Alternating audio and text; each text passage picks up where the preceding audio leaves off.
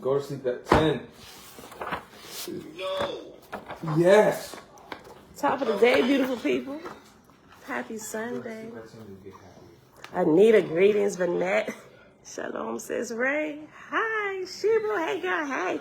Jamia, shalom. Elijah, peace and blessings, family. And everybody hanging out in the background in both places, Facebook and YouTube. Top of the day to you. I don't know why this is weird.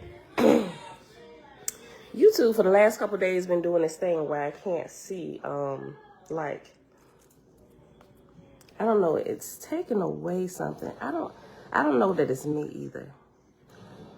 I can't really see who's like online. Sometimes it'll show me like a count of how many people here, but like half of it is like missing. It's weird. I don't know. Yeah. Tabitha, shalom, shalom. All right, beautiful people. Happy Sunday. Oh, my book.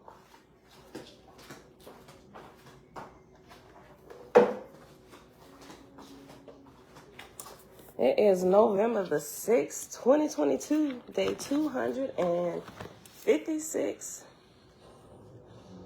of year 4 of reading through the books of the law and the prophets. I know the 4-year consecutive day count, day 1,275. Today we're picking back up in the book of Jehovah on page 9, chapter 6. And then we're going to pick up where we left off at yesterday on page 51 in the field guide to the spirit world.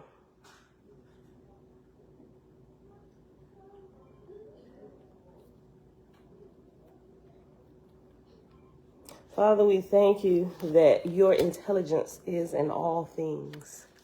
All right, beautiful people. Hana, shalom, shalom. Ray said, I'm trying to tell my mom I'll never help her if she keeps getting shots and she tries to tell me I'm mixed up.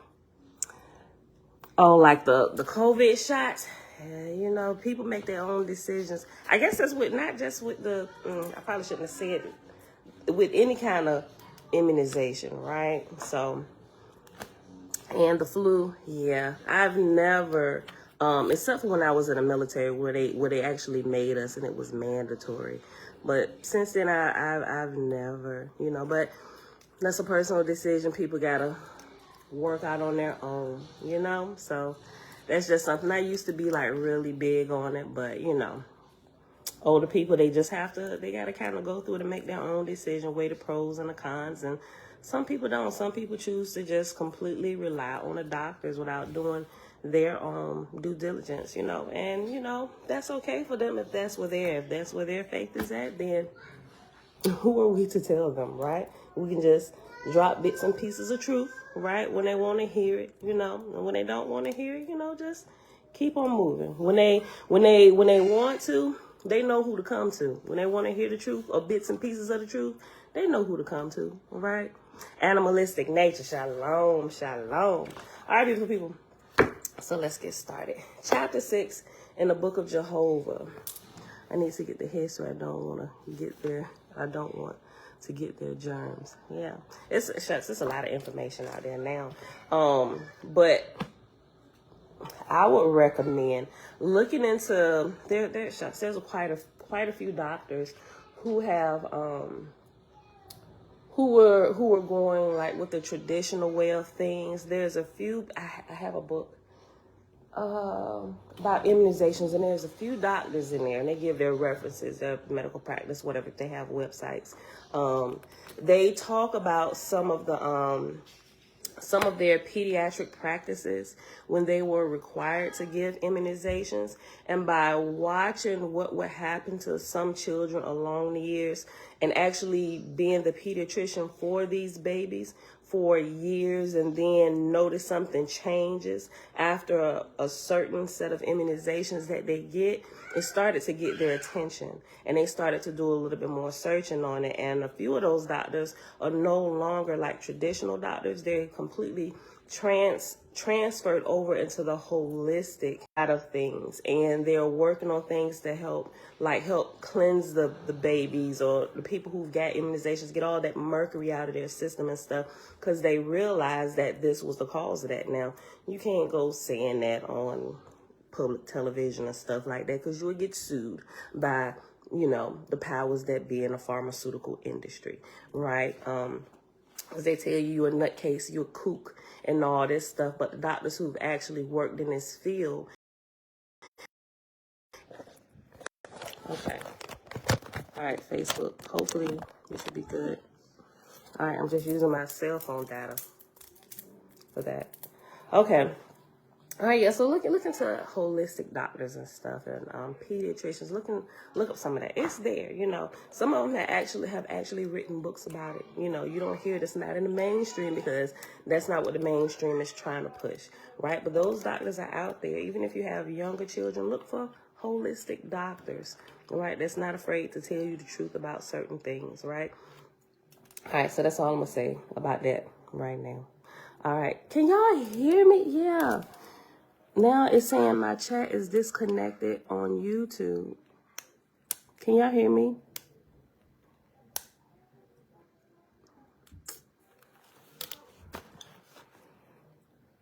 Can y'all hear me? Can y'all hear me? I can't see y'all.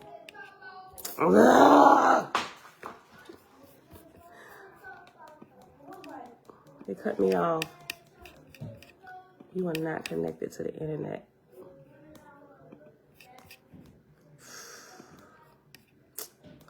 Hey, Elijah. Wait, did you turn this, did you move this Oahspe satellite? How long ago?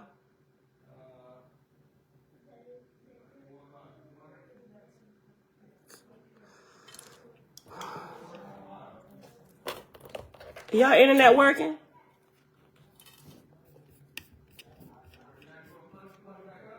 Nope, do not, because I'm live. But it's going in and out.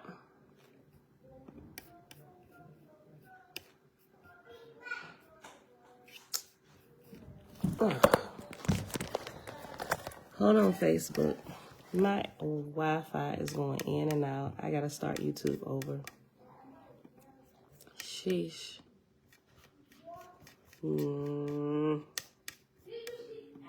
Let's see if I can. Yeah, I know, Jamia. Look, I'm trying to. Hold on. I'm gonna have to start it over and see if I can start over.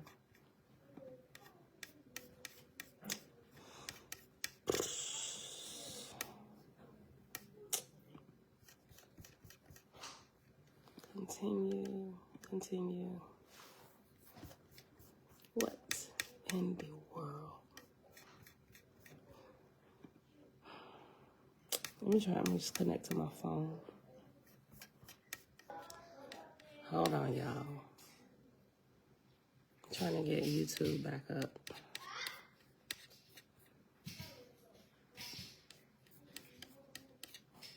All right, connect to my phone.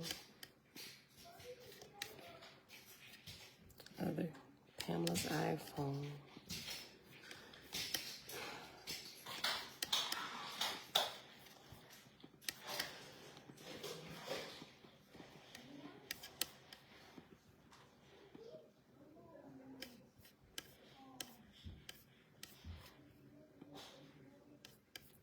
Network.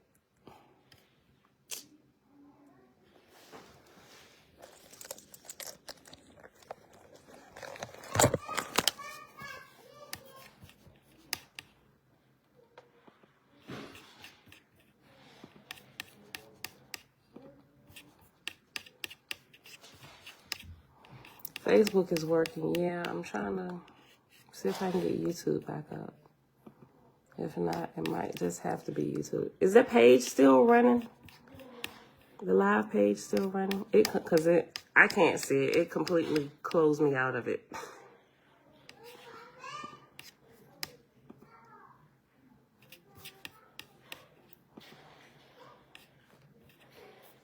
Hold on.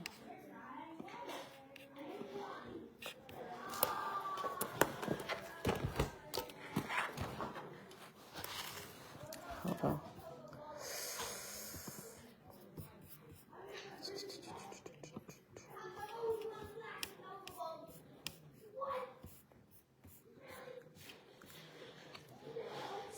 Hold on, y'all. Let me just make a little thing got me.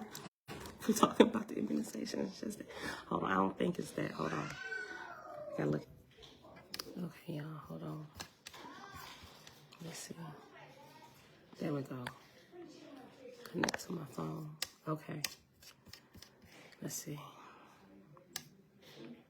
Retry. Let's see, I'm still alive. Okay. I don't think I can come back into that live.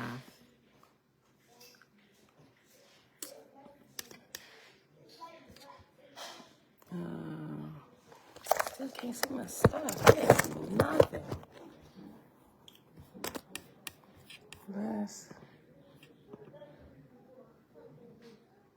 I don't know that it's gonna let me do that.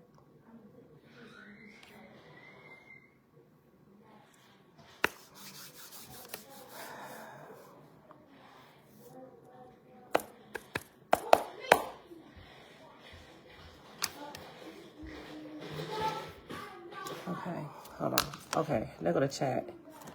Have to start a new live. Starting now.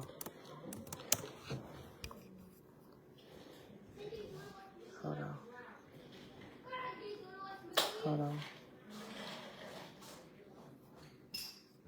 Okay. Darn it.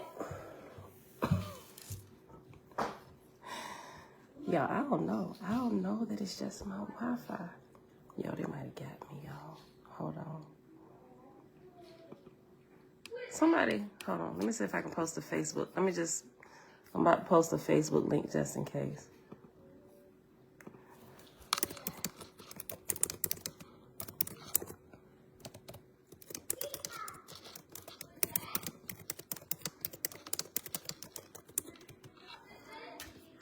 Hold on. Sorry, y'all. Let me pull up Facebook.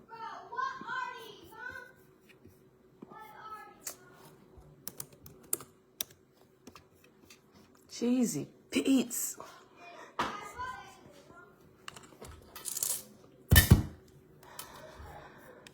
I hope they ain't get me. I really do hope they ain't get me.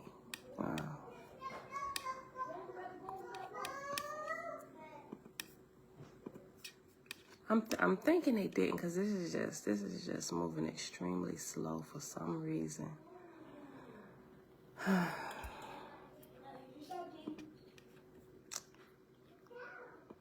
Do me a favor, can somebody take the link to Facebook? I can't do it from my phone while I'm here. This is weird.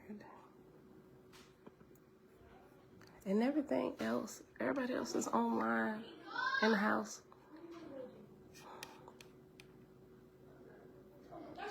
Because I hear them. Everybody else is connected. Okay, hold on. Let's take this. All right.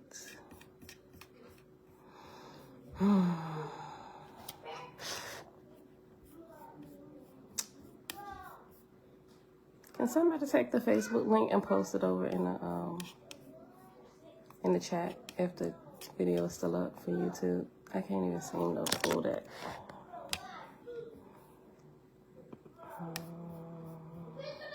Can y'all hear me? No, I'm definitely not on my camera. It's not even going.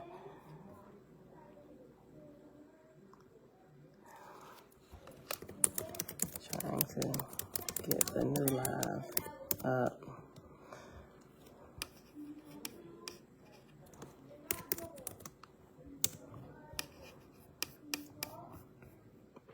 Okay, let's go here.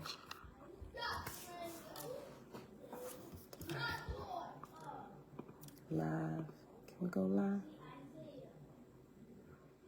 Can I go live?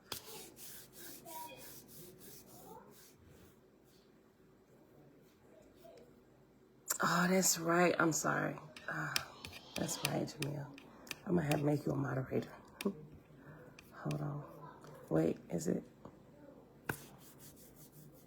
Guess I'll see. Okay, let's end this one. Delete forever. Yes.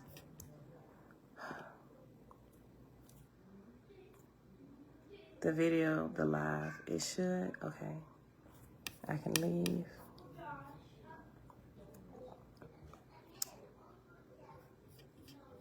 Thank you, Jamil. Okay, so it's deleting that stream completely. So let me see if I can get another one started. If not, we're just gonna have to keep going over here. That sucks. Mom? Yes, babe. You can give me a bag. A bag. This is Julia's tooth. Girl, go sit it on my dresser. Okay, wait, hold on. Maybe.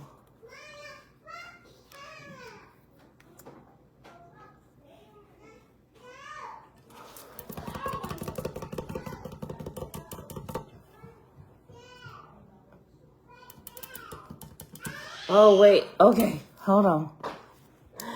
Okay, hold on. I don't know why this took so long. Okay, hold on. I just put we back. Let's see if they let me go live, y'all. Hold on.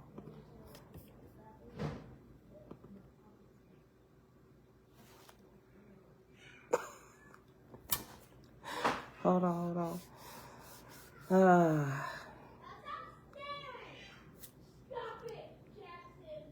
Why is everything missing? Okay. The whole chat is missing. It looked like it's gonna let me start, but the whole chat is missing.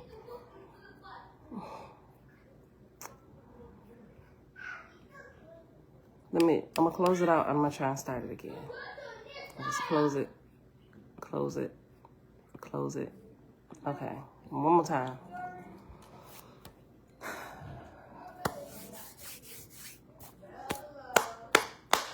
I'm sorry, y'all. At least it's Sunday, right? Okay, go live.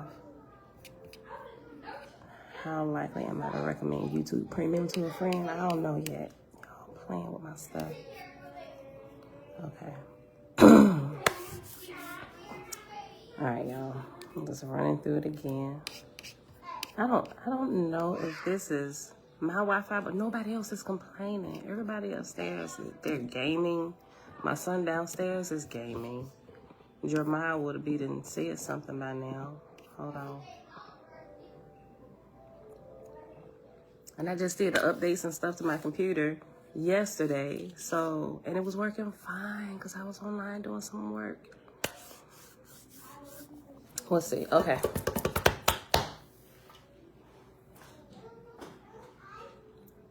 If the chat box is still missing, I'm going to just try and start it and see. Anyway. Okay, stream preview. We back.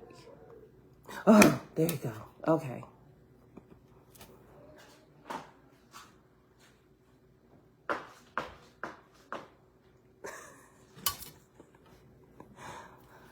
Oh my gosh. Ray messaging me. I think she thinks it's her fault. Oh, no. Hold on. Live streaming isn't available right now. Hold on, y'all. Let me try it again. Lord, I think they got me, y'all. Let me try it. Say try again. Let me try again. Hold on. Darn it.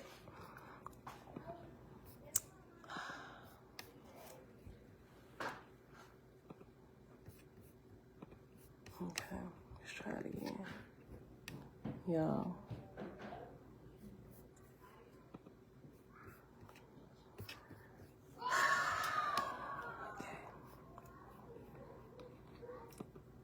Try it again. Go live. You know, maybe the third time is the charm, right? Maybe the third. Yeah, I think I'm about to use my backup channel if this is really the case. Next. Yes. Next. Next.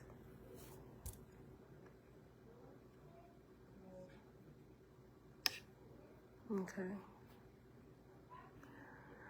Let's try it again.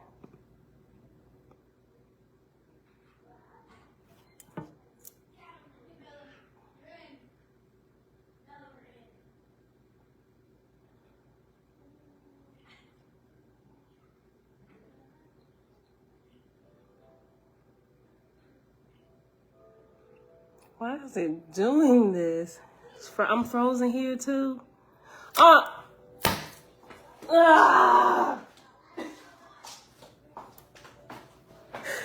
I'm frozen here now too. Okay, let me try the backup channel.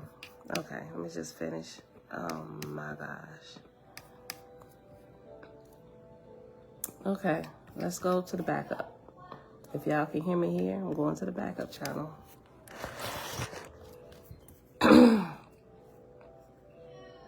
You can still hear me, Jamil? Okay, you can still hear me. Okay, let's do this. I'm gonna try it here. Backup channel, YouTube.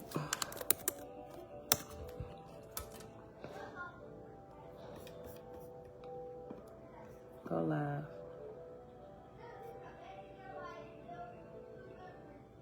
You're not frozen? Okay. All right, so.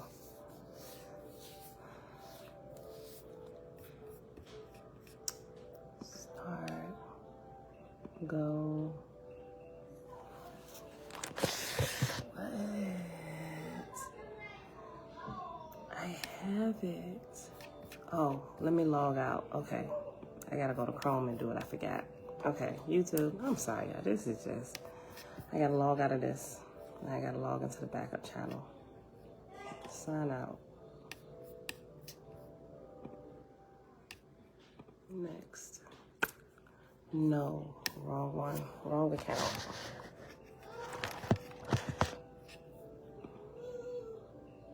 Here's another account.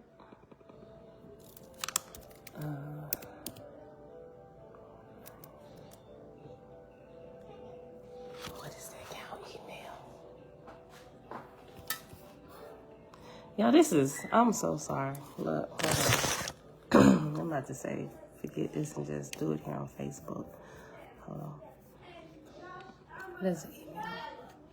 Account, your channel.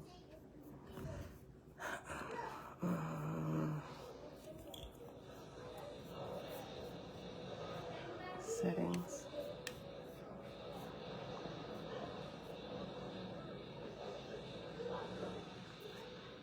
Okay.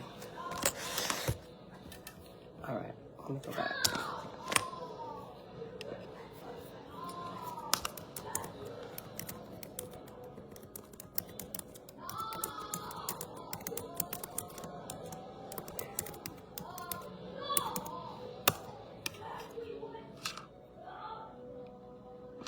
Gee. Okay. Sign in. 41, yes. Okay. All right. Okay. I said no thanks. Okay, go live.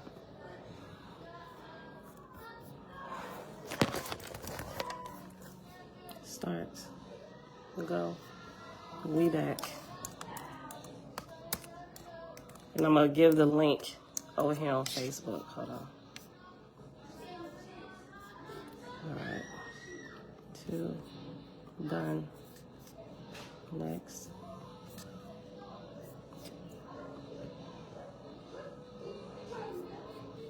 Go live. Yo, I think they got me. Cause I'm live on the backup channel. Let me post the link. Let me post the link to everybody. Yo, oh my goodness, man. Okay, copy here. I'm about to give y'all the link. Sheesh. Paste.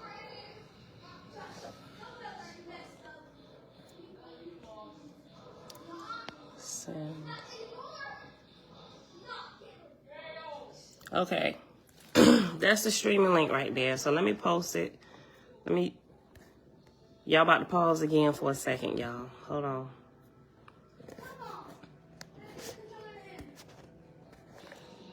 Okay, y'all. I just posted in the community section. Give me one more second. Let me post it again on this other place. Hold on. Okay, y'all. Man. Okay. Do me a favor. Well, you know what? Let me post it in the what you call it group. Okay, hold on. Man, y'all. Phew. Okay. That sucks. Y'all don't ask me nothing. Look. Hold on. Wait a minute. Hold on.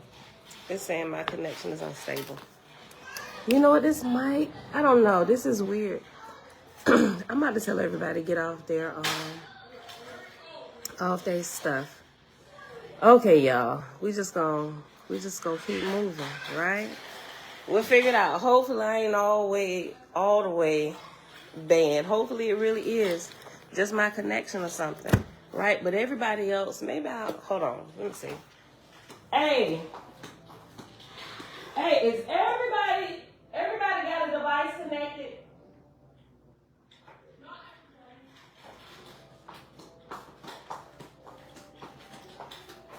All right, y'all. He said not everybody, but I don't know. Okay. All right. Where's the wrench? Yeah, this is the backup channel. Nobody has wrenches over here, right? Okay. So I'm going to have to do some adjusting, right? So let's just kind of like start over and just go ahead and get the reading going. Angela, blessings. Okay, y'all. So after we get done, I'm going to go back and I'm going to check everything, and see if I am truly indeed blocked for the next week on my main channel. If I am, then, I'm going to still give everybody wrenches and stuff over here or whatever. And I'm going to give a couple new people wrenches. So, yeah. So we just going to, be mindful. So if y'all ask me questions about things that they're, giving people slaps on the wrist for, I'm going to have to definitely use code words, right? Because I think if I strike over here, because they already banned me for a week over here, right? So if I get another strike over here, I think the backup channel, I got to double check it. I don't think they completely take me away, but I think YouTube just a little bit longer, maybe I think like 30 days. And then after that next strike, I think that's when they completely wipe it away. Still freezing? Yeah. Okay, y'all, if I'm still freezing, just go to Facebook. The link for Facebook. Everybody got Facebook. Everybody got Facebook. Spectrum, yeah, and I got Spectrum over here. There's nobody else I can have over here. Okay. Let me see. Let me get the Facebook link. I'm going to have to do it from this. Because I can't do it from my phone. And I'm hoping it's my Wi-Fi over here. But nobody else is having issues. Maybe it's just because it's too many devices connected right now in my house. And normally I'm up and I get the first, I get first deals. Maybe it's just because, hold on. It's too many. Okay. So maybe that's what's really going on. Maybe it's just I was the last one to get on and everybody decided to get up today and go live before I did. Well, go live on their games before I did. Okay. There's the Facebook link, y'all. That's a Facebook link. So if it keeps going in and out, just come over to Facebook. Jamia is back and forth between the two. So, yeah. If it's working good over here, just come over here. You're welcome, Ray. All right, y'all. So let's just go ahead and get started. If it just if it freezes all together and the video is real choppy, I don't know. I'll figure something out. So let's go. We are in the Book of Jehovah on page 9. Yeah, it keeps going in and out on YouTube. That's what I'm thinking it is. Chapter 6, page 9. Hold on 1 second.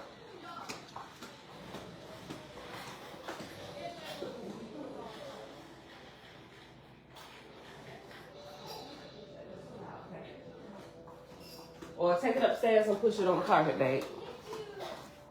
Okay, y'all. Okay. Chapter 6. When man comprehended the earth, he looked upward, and Jehovah saw him and knew the desires of his soul. Jackson, take it upstairs. Take it upstairs. Thank you. So Jehovah sent his son Uz, and Uz spake, saying, Hear me, O man, the mysteries of heaven and earth will I clear up before thy judgment. Thou art the highest, and comest to the chiefest of all kingdoms. From great Jehovah shalt thou learn wisdom, and none shall gainsay thee. Let me know if it's breaking up on Facebook too, y'all. Because if it's breaking up too bad, I'm just going to stop it all together, because it'll be no point in me keep reading, and nobody's even able to hear me. You know, and I'm going to have to, maybe I'll reset everything, and I'll try and come back. If not, I'm going to have to make everybody get off their stuff. Make sure I'm the only one using the Wi-Fi, if that's what's really going on. Hear me, O man, the mysteries of heaven and earth will I clear up before thy judgment. Thou art the highest, and comest to the chiefest of all kingdoms. From great Jehovah thou shalt learn wisdom, and none shall gainsay thee. Bethink thee, O man, of the magnitude of thy father's kingdom, and his places in the firmament. Save I take thee into the heavens above, thou canst not comprehend the places thereof. And after I take thee into the heavens above, after above, it's reference number 11. And 11 at the bottom says, Save I take thee up to the heavens above. Verse 4. Man then rose up in spirit and ascended into the firmament, for his spirit had crystallized into separateness, and Uz and Es ascended with him, speaking in the voice of the Father. And man beheld that each and everything in the firmament was orderly, and still each to itself located. Then spake Es, saying, Behold, O man, as a farmer soweth corn in one place, and wheat in another, and roots in another, and flax, everything in a separate place, even so doth Jehovah store the ingredients of which worlds are made, everything in its place, the substance of the iron in one place, the substance of the stones in another, the substance of the vegetable kingdom in another, and even so of the substance of the animal kingdoms, and the oils and sand, for he hath places in the firmament of heaven for all of them. Yes, baby. Hold on. Can y'all hear me? Is it still breaking up? Facebook skipping too. Y'all, hold on. Listen, go upstairs, y'all. Upstairs. Go. Yeah, I don't like doing this. Is it skipping for everybody on Facebook? Cause I don't want to keep reading if it's just skipping. Cause y'all not. It's not gonna do any good. You're not gonna be able to hear anything. And what I think I'm gonna do, I'm gonna have everybody get off of everything. This is why we gotta get up early in the morning. When things get to going, especially spiritually as well. Facebook is good. Okay, Jamia seems to be having, Jamia, Fritz, they saying their Facebook is good. They're not having the skipping. It's kind of, okay, yeah, it's clear for Jamia. She's not having any issues with Facebook. So y'all double check y'all stuff too. Okay. All right. Yeah, so it's just like this spiritually. When you rise early, you can hear the Father's voice really clear. But once the day gets going and everybody is up, the hustle and bustle starts, it's hard to hear. You got a bunch of different voices going on, and it's really, really hard, right? And just like me getting up earlier now, everybody is still asleep for the most time. I know we just started, but everybody is still sleeping except for the adults. When they getting up, they getting out of here to go to work.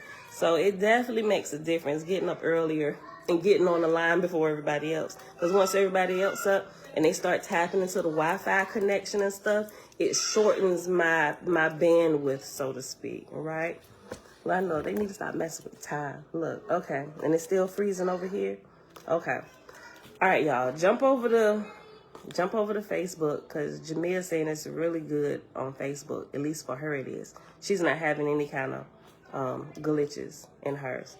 So I'm gonna finish reading this first chapter, chapter 6, and I'll just kind of keep checking again. Yeah, YouTube is just going out altogether. Okay, let me just finish reading this, and I think tomorrow when we come back, I'm gonna just read all of this over again. So let me just finish chapter 6, y'all. Verse 5. Behold, O man, as a farmer soweth corn in one place, and wheat in another, and roots in another, and flax, everything in a separate place, even so doth Jehovah store the ingredients of which worlds are made, everything in its place. The substance of the iron in one place, the substance of the stones in another, the substance of the vegetable kingdom in another, and even so the substance of the animal kingdom, and the oils and sand, for he hath places in the firmament of heaven for all of them. These that thou sawest are the Aj and the Ga and the nebula, and amidst them in places there is Simu also. Let no man say, hey, chill, little girl. Let no man say, yonder is hydrogen only, and yonder oxygen only. The divisions of the substances of his creations are not as man would make them. All the elements are to be found, and not only in places near at hand, but in distant places also. When the Father driveth forth his worlds in the heavens, they gather a sufficiency of all things. So also cometh it to pass that when a corporal world is yet new and young, it is carried forth, not by random, but purposely in the regions suited to it. Hence there is a time for Simu, a time for falling nebula, to bury deep the forests and Samuan beds, to provide coal and manure for a time thereafter. So is there a time when the earth passes a region in the firmament, when the sand and oil are rained upon it and covered up, and gases bound and sealed up for the coming generations of men. And man said, I am ashamed in thy sight, O Jehovah. I looked upward and said, behold the sky, it is nothing. Then I said, it is true, the corporal worlds are made of condensed nebula, but I saw not the wisdom and glory of thy works. I locked thee up in coincidences and happenings. Thy unseen world hath become a seen, the unreal hath become the real. We're on page 10, at the top, the left side, verse 8. Oh, that I had been mindful of thee. Oh, that I had not put thee afar, nor imagined laws and decrees. Teach thou me, O Jehovah, how was the beginning of man? How was it the first of the living that thou broughtest forth? Jehovah said, have I not declared myself in the past? In my works have I not provided thousands of years in advance? As I have shown system in the corporal worlds, know thou, O man, that system prevaileth in the firmament. To the tree I gave life, to man I gave life and spirit also, and the spirit I made was separate from the corporal life. Out of Simu I made man, and man was but a tree, but dwelling in Hak I called him Asu, Adam. I looked over the wide heavens that I had made, and I saw countless millions of spirits of the dead that had lived and died on other corporal worlds before the earth was made. I spake in the firmament, and my voice reached to the uttermost places, and there came in answer to the sounds of my voice myriads of angels from the roadway in heaven where the earth travaileth. I said to them, behold, a new world have I created. Come ye and enjoy it. Yea, ye shall learn from it how it was with the other worlds in ages past. there lighted upon the new earth millions of angels from heaven, but many of them had never fulfilled a corporal life, having died in infancy, and these angels comprehended not procreation nor corporal life. Okay. Chapter 6, verse 15, page 10, the book of Jehovah. And I said, go and deliver Oahspe from darkness, for he shall also rise in spirit to inherit my Ethereal worlds. And now was the earth in the latter days of Simu, and the angels could readily take on corporal bodies for themselves. Hey, y'all go back upstairs. Bella and Jace, back upstairs. And now was the earth in the latter days of Simu, and the angels could readily take on corporal bodies for themselves. Out of the elements of the earth clothed they themselves, by force of their wills, with flesh and bones. By the side of the Oahspe took they on corporal forms.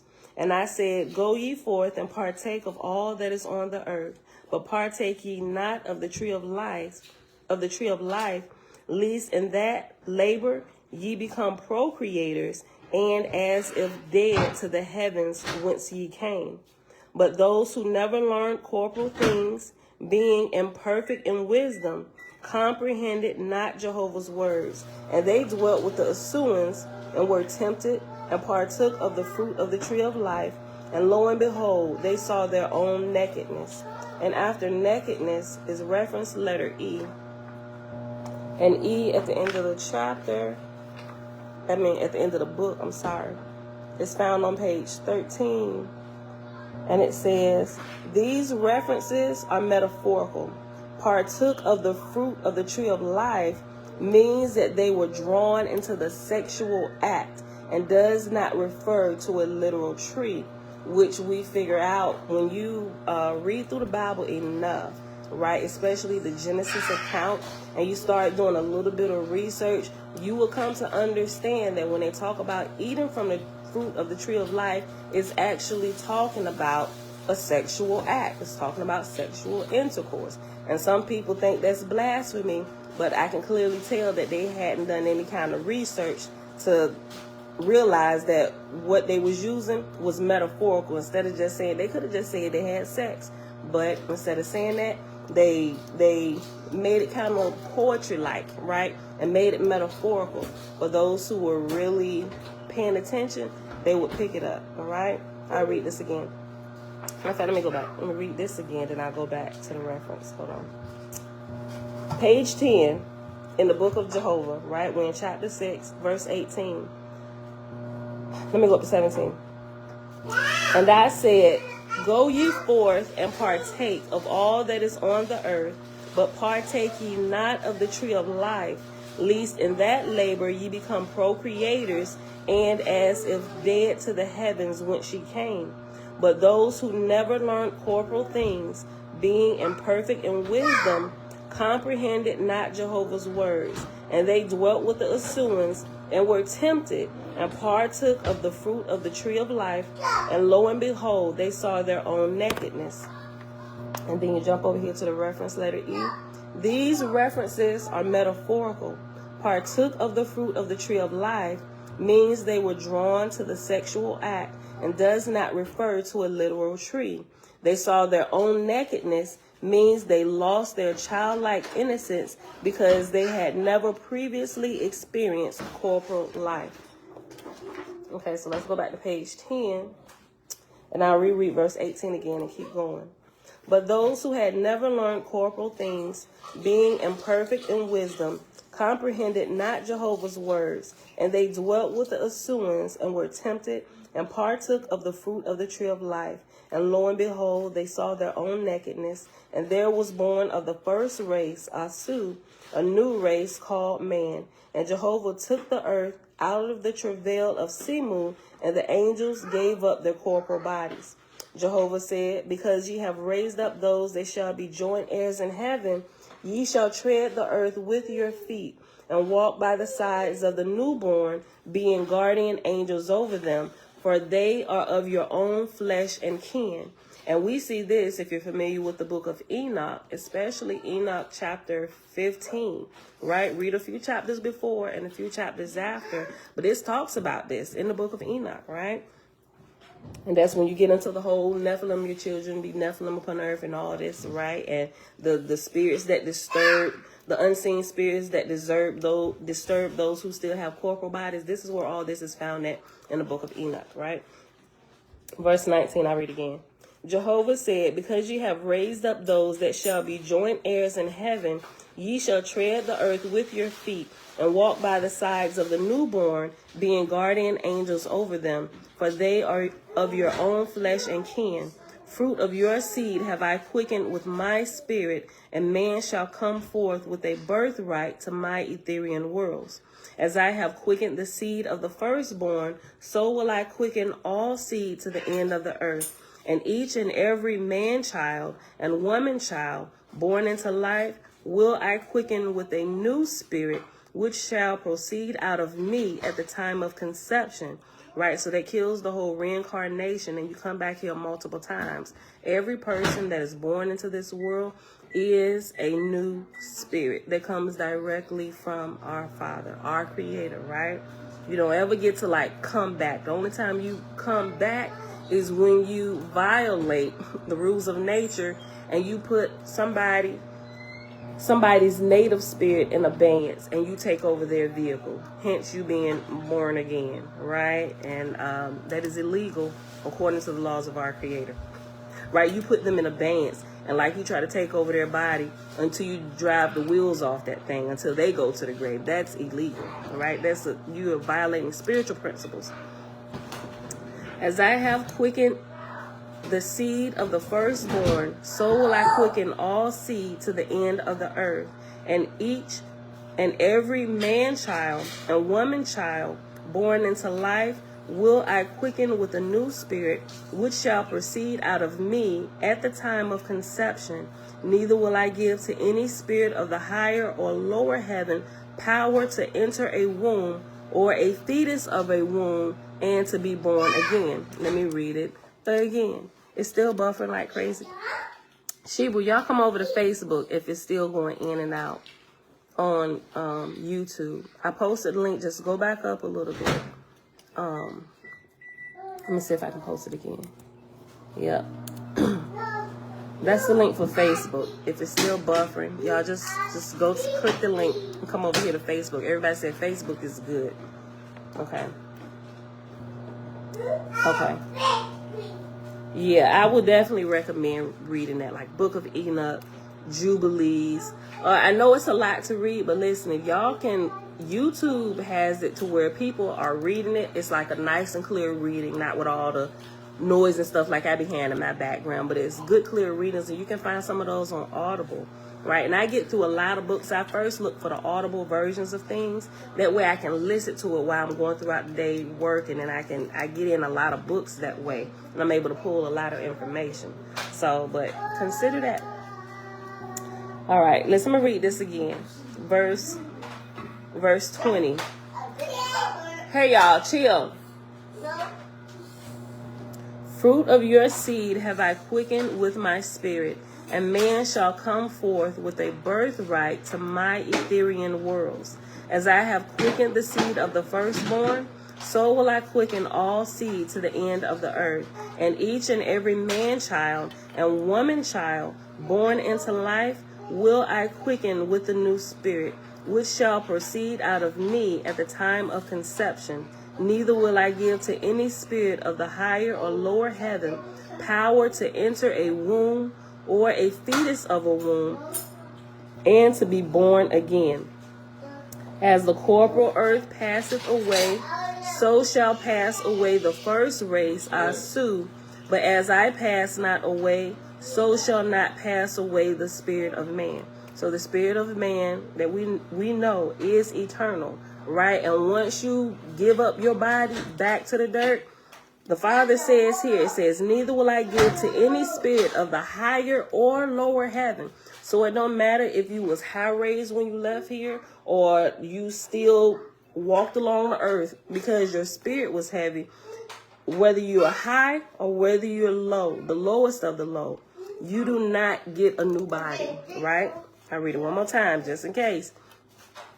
As I have quickened the seed of the firstborn, so will I quicken all seed to the end of the earth. And each and every man-child and woman-child born into life will I quicken with a new spirit, which shall proceed out of me at the time of conception. Neither will I give to any spirit of the higher or lower heaven power to enter a womb or a fetus of a womb and to be born again. As the corporal earth passeth away, so shall pass away the first race Oahspe. But as I pass not away, so shall not pass away the spirit of man. And that's the end of chapter 6. So that really kills all of the reincarnation. And anybody coming back taking over other bodies, like what we're reading in the field guide to the spirit world.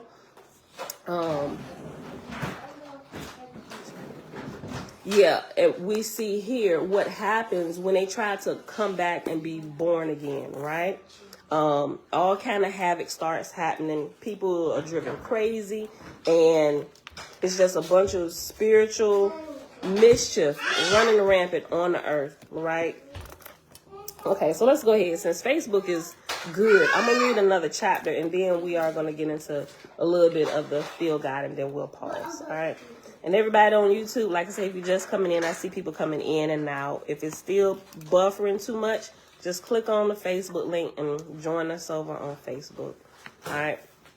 And so I'm going to probably have to just delete this video altogether and just upload the Facebook video to both YouTube channels, the main and the backup. So I don't think they killed me on the main channel. I think it's just the buffering and the internet connection, all that stuff. I think that's, at least I hope that's what's going on, you know.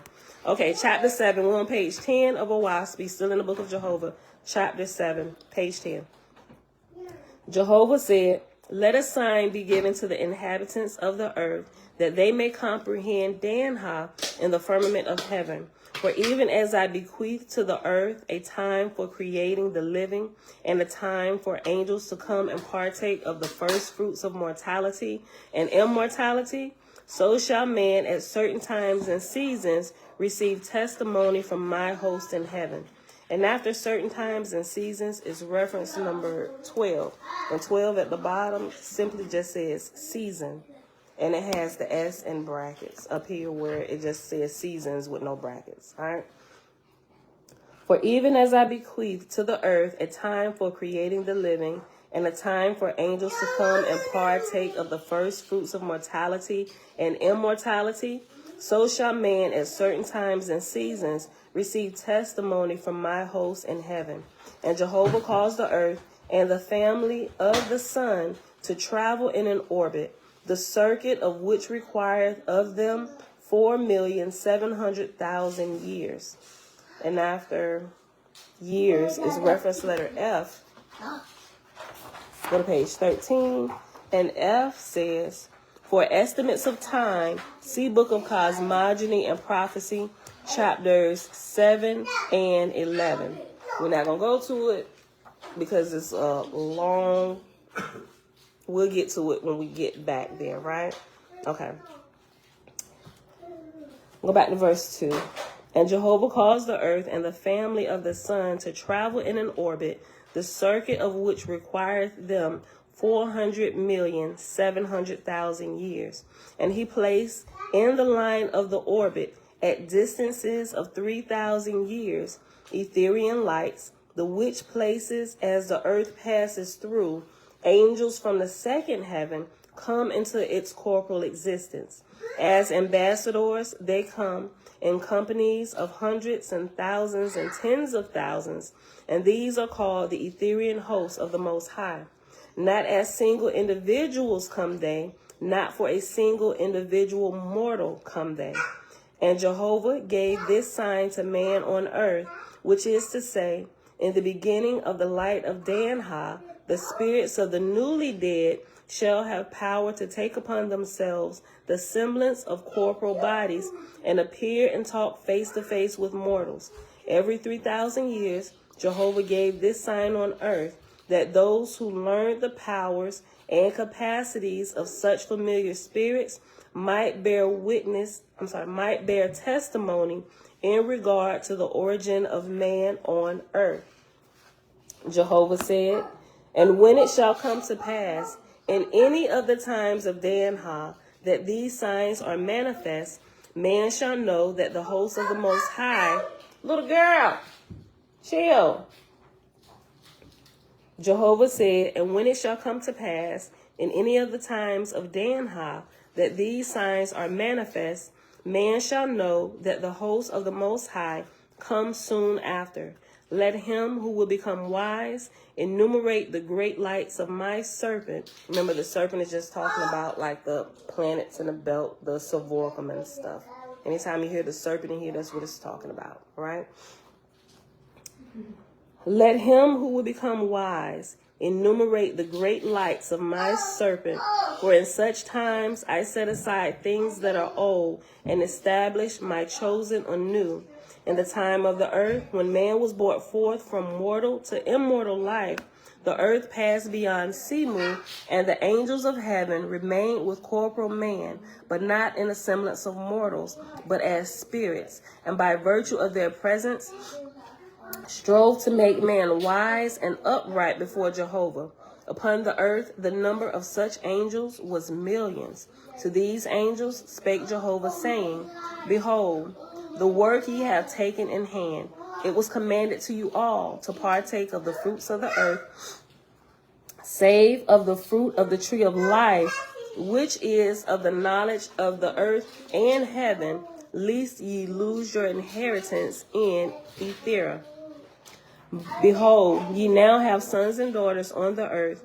By your love to them are ye become bound spirits of the Lord heaven, until ye redeem them in wisdom and power, even to the 6th generation. Ye shall not rise again and inherit my emancipated heavens. Right? So even those of us who pass away, we still have, we're still responsible for our children and family members that we leave behind, right? Even up to the 6th generation, right? Because some of us going to be bound here for a while, especially if we don't grow while we're here, right? And there probably is your mom and daddy trying to tell you, look, girl, you got that wrong, get it right, right? They still being parents until you come up to a certain level of understanding. Just like our children are in our home until they get to a certain level of understanding and wisdom to step out of our household and begin practicing what we taught them, right? And do life by themselves, right? Okay. Behold, ye now have sons and daughters on the earth. By your love to them are ye become bound spirits of the lower heaven, until ye redeem them in wisdom and power, even to the 6th generation. Ye shall not again rise and inherit my emancipated heavens, to which end ye shall be co-workers with one another in system and order. In my name ye shall become an organic body, and known as the heaven of the earth, or lower heaven, which shall travel with the earth. And I will allot unto you a chief who is wise and experienced in founding heavenly kingdoms, and he shall appoint from amongst you officers and messengers, and Ashars and Asaphs, and Esenars, and ye shall be numbered and apportioned unto your labor. Look, girl. Come, go back in the room with your dad. Come on. Isaiah. Take them back in the room with daddy. Yeah, tell him to get up.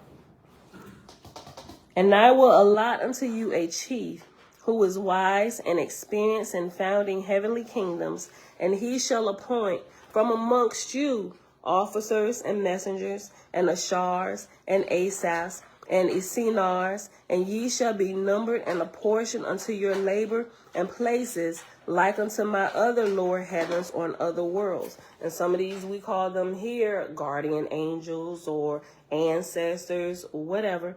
But it's the same thing. We see the rankings here in life, whether they're parents, aunts, uncles. It's the same thing in the spiritual realm, right?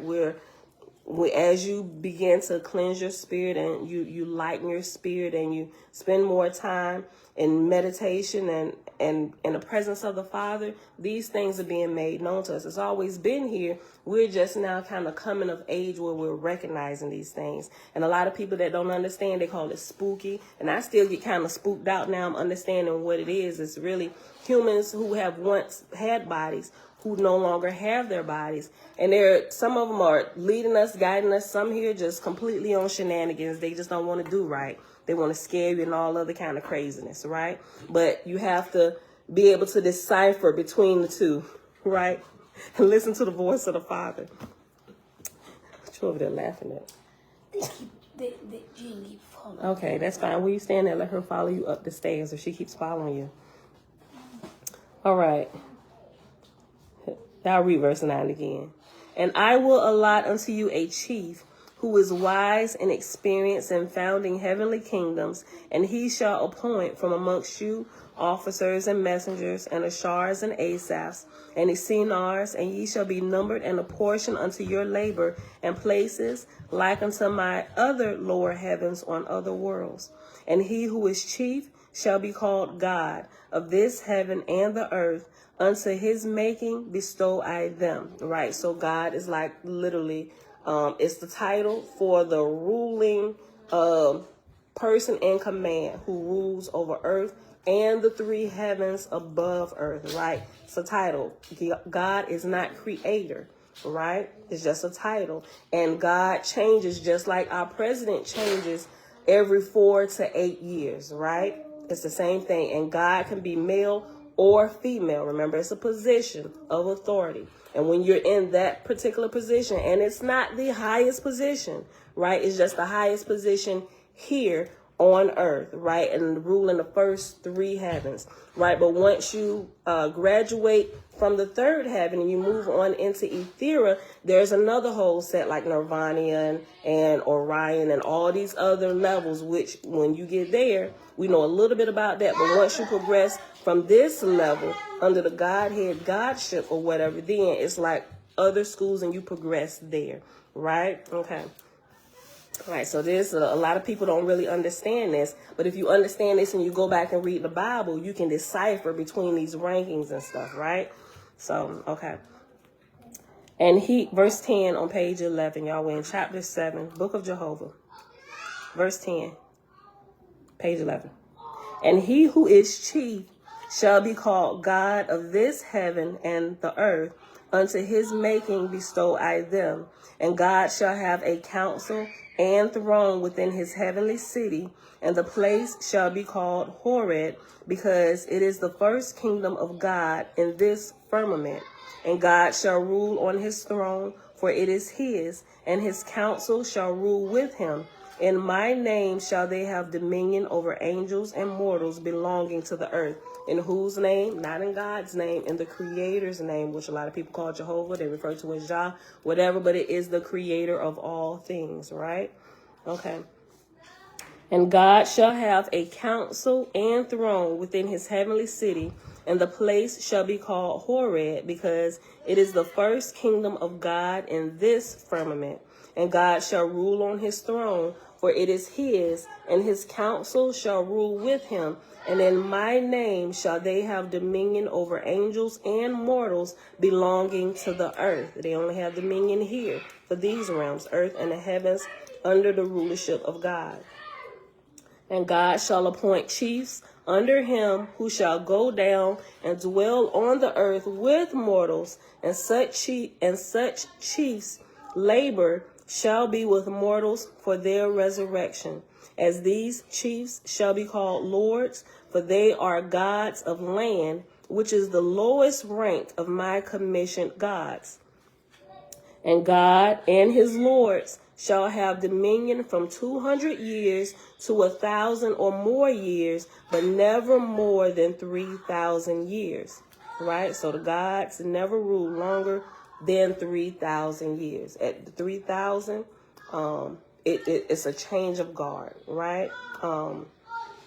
But we're going to get into that once we get a little bit. I think it explains that really good once we get to the book of Fragapati. And God and his lords shall have dominion from 200 years to 1,000 or more years, but never more than 3,000 years, according to the regions of Dan, light, into which I bring the earth. So shall be the terms of the office of my gods and my lords. And God and his lords shall rise up. And God and his lords shall raise up officers to be their successors. By him and them shall they be appointed and crowned in my name, in the Creator's name, right? Because we have those who have defected from the Creator, and those are the false gods and false lords, which we see a lot of that in the Bible, where they're telling you to kill the babies, the women, everybody, take over people's stuff. Those are commands coming from those who have defected from the Creator. And God and his Lord shall have dominion from 200 years to 1,000 or more years, but never more than 3,000 years. According to the regions of Dan, light, into which I bring the earth, so shall be the terms of the office of my gods and my lords.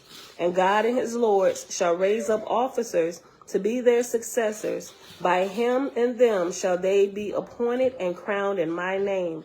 At the termination of the dominion of my God and his lords, they shall gather together in these my bound heavens all such angels as have been prepared in wisdom and strength for resurrection to my Ethereal kingdoms.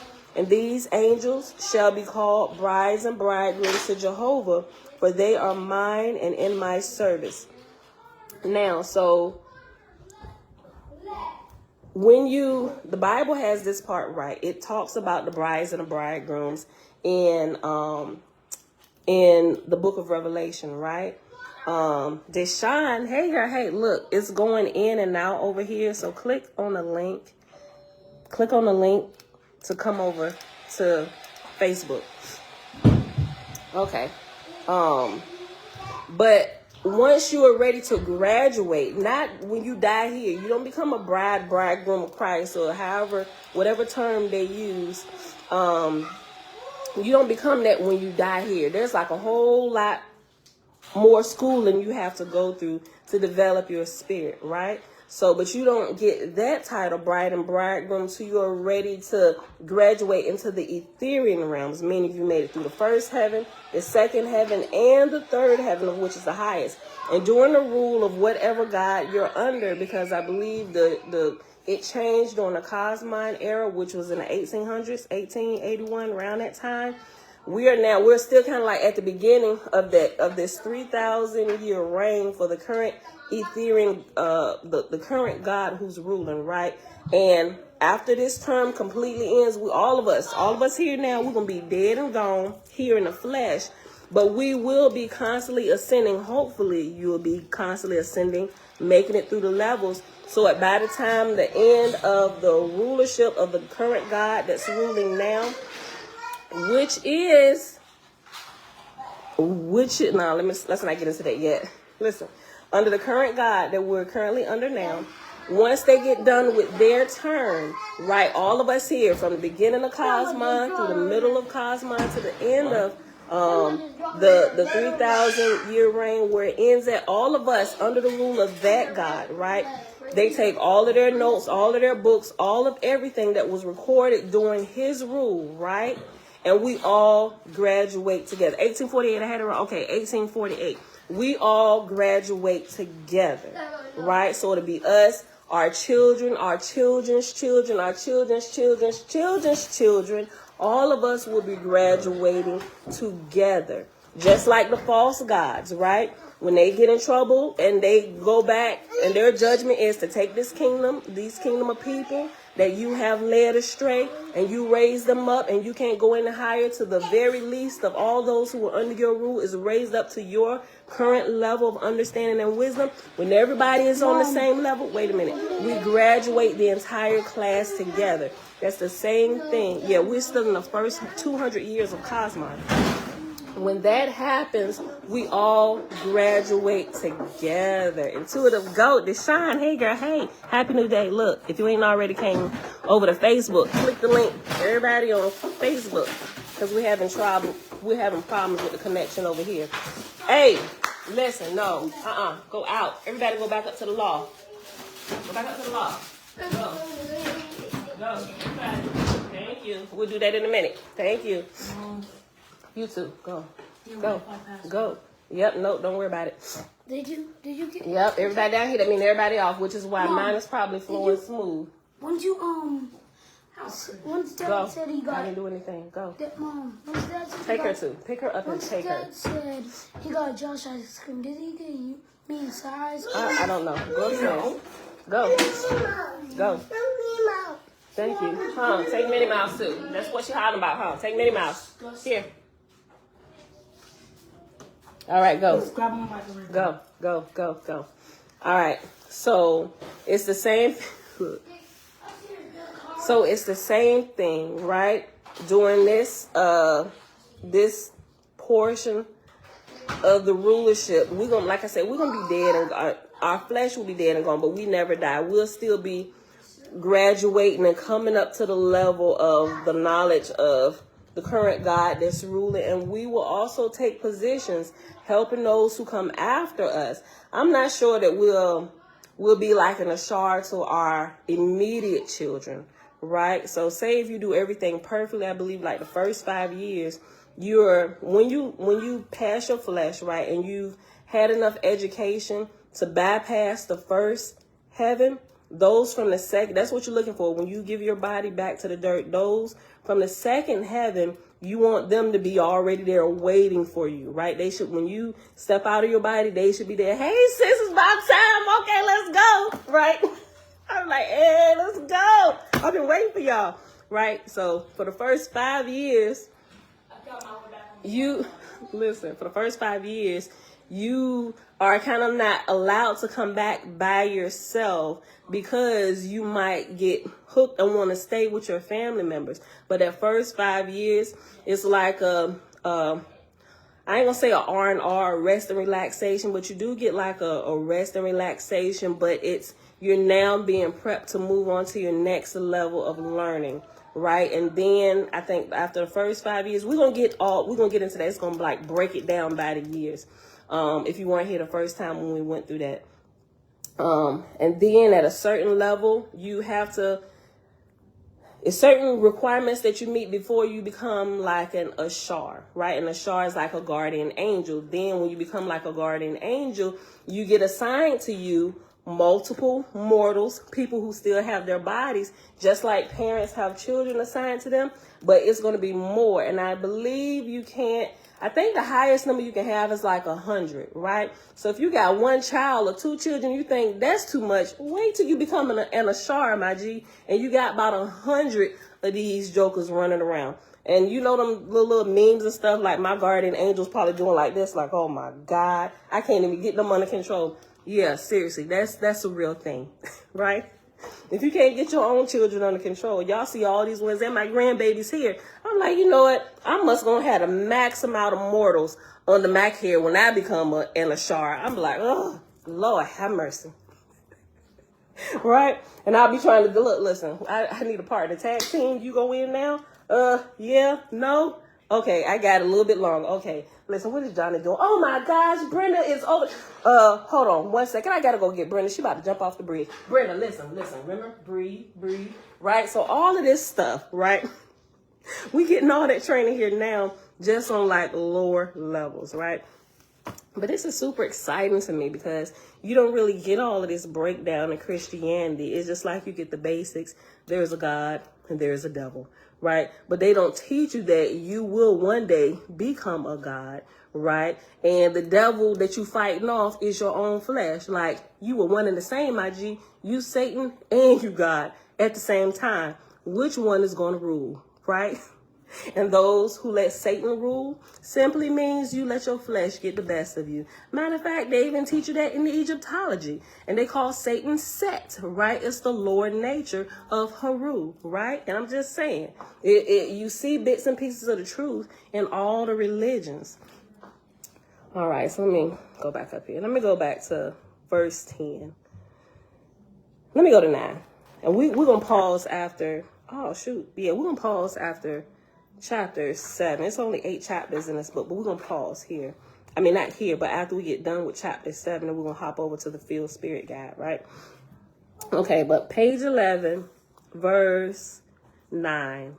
And I will allot unto you a chief who is wise and experienced in founding heavenly kingdoms, and he shall appoint from amongst you officers and messengers, and Ashars and Asaphs, and Esenars, and ye shall be numbered and apportioned unto your labor in places like unto my lower heavens on other worlds. And he who is chief shall be called God of this heaven and the earth. Unto his making bestow I them. And God shall have a council and a throne within his heavenly city, and the place shall be called Horeb, because it is the first kingdom of God in this firmament. And God shall rule on his throne, for it is his, and his council shall rule with him. In my name shall they have dominion over angels and mortals belonging to the earth. And God shall appoint chiefs under him, who shall go down and dwell on the earth with mortals. And such chiefs' labor shall be with the mortals for their resurrection. Right? Is help us raise up the ones that are coming after us. That's our whole duty. Help everybody continue graduating. Just like you help your children grow, help them develop. Some things you got to help them with. As they get a little bit older, now you can do for yourself just a little bit. We'll correct and adjust where we see it's needed, but keep on going. You're doing good. You got this, baby. All right. Come through, sis. You got it. Okay. You about to start your own family. Right? Listen, that's how it should be. And God shall appoint chiefs under him, who shall go down and dwell on the earth with mortals, and such chiefs' labor shall be with mortals for their resurrection. And these chiefs shall be called lords, for they are gods of land, which is the lowest rank of my commissioned gods. And God and his lords shall have dominion from 200 years to 1,000 or more years, but never more than 3,000 years. According to the regions of Dan, light, into which I bring the earth, so shall be the terms of the office of my gods and my lords. And God and his lords shall raise up officers to be their successors. By him and them shall they be appointed and crowned in my name, in the Creator's name. And at the termination of the dominion of my God and his lords, they shall gather together these in my bound heavens, all such angels as have been prepared in wisdom and strength for resurrection, which would be us. At that point, we should be getting ready to get the title of brides and bridegrooms, because we made it through all the levels. And it's time for us to graduate along with the ruling God, who was God while we were living during our tenure down here on earth and the heavens. All of us are going together to the next level, right? The last position that you hold before you graduate is hold on, no. Make sure I say this right. I think I was about to mess it up. Okay. Yeah, so okay. So the gods are, okay, so the learning tracks are a little bit different. I was just about to say, I think I was about to mess it up. Okay, so the last position that we hold is brides and bridegrooms. But there is also a God, right? Meaning that he has had higher understanding and levels for him to come back to be actual put in this position as God, right? So we would go up. As we raise up, he would go to his next one, but then we would go through the further schooling and stuff, then till we get back to this position here, to where we actually gain the title of God, and now it's time for us to rule over a planet. I hope I didn't screw it up too much, right? So God, although God will still have more knowledge than the brides and bridegrooms at graduation, there is, at a bride and bridegroom, you can't rule over like a planet and the heavens, because you still have to, there's still a little bit more. I think I'm kind of screwing that up a little bit. But y'all get what I'm saying? At a certain time, these brides and bridegrooms will get to hold this position as God, right? So we still here while they have still way more information, but there will become a time where these 5 brides and bridegrooms, so to speak, will actually get to hold the position as God. I'm probably moving ahead of myself. Let me just keep going. I think I might have screwed that up a little bit. But y'all, I hope y'all get what I was trying to say. Okay. I'll read verse 16 again. At the termination of the dominion of my God and his lords, they shall gather together in these my bound heavens all such angels as have been prepared in wisdom and strength for resurrection to my Ethereal kingdoms. And these angels shall be called brides and bridegrooms to Jehovah, for they are mine and in my service. And to God and his lords with the brides and bridegrooms will I send down from Etheria ships in the time of Dan. By my Ethereal gods and goddesses shall these ships descend to these heavens and receive God and his lords with the brides and bridegrooms and carry them up to the exalted regions I have prepared for them. And all such as ascend shall be called a harvest unto me through my God and my lords. And at the time of my harvest shall be, and the time of my harvest shall be according to each Dan, which is 200 years, 400 years, 600 years, and 500 years. And these shall be called my lesser cycles, because they are the times of the tables of prophecy, which I give unto my servants. So this is saying that even through this 3,000 year period, at intervals of 200 years, 400 years, 600 years, and 500 years, they're like these graduations, right? So as though it's going to be those of us who kind of move through the learning track a lot faster, and we may be able to graduate after we give our flesh up. We may actually be able to graduate as a bride and bridegroom in 200 years. Those that take a little bit longer, maybe they'll go at the 400 year mark. Those that take a little bit longer, you made a lot of mistakes trying to, still figure things out. Didn't necessarily go through school summa cum laude, right? Maybe you graduate at the 500 year. Nevertheless, you still graduate as a bride and bridegroom, right? Okay, let me read this again. And all such as ascend shall be called a harvest unto me through my God and lords. And the time of my harvest shall be according to each Dan, which is 200 years, 400 years, 600 years, and 500 years. And these shall be called my lesser cycles, because they are the times of the tables of prophecy, which I give unto my servants. But at no other times, nor in any other way, shall my harvest ascend to my emancipated worlds in Etheria. 7 Dans have I created for each and every Dan Ha, and 6 generations of mortals have I given unto each Dan. And after Dan is letter G. So go to page 13, and G says, the second half of this sentence, 6 generations of mortals have I given to each Dan, could lead to erroneous conclusions. That statement needed to include the following facts.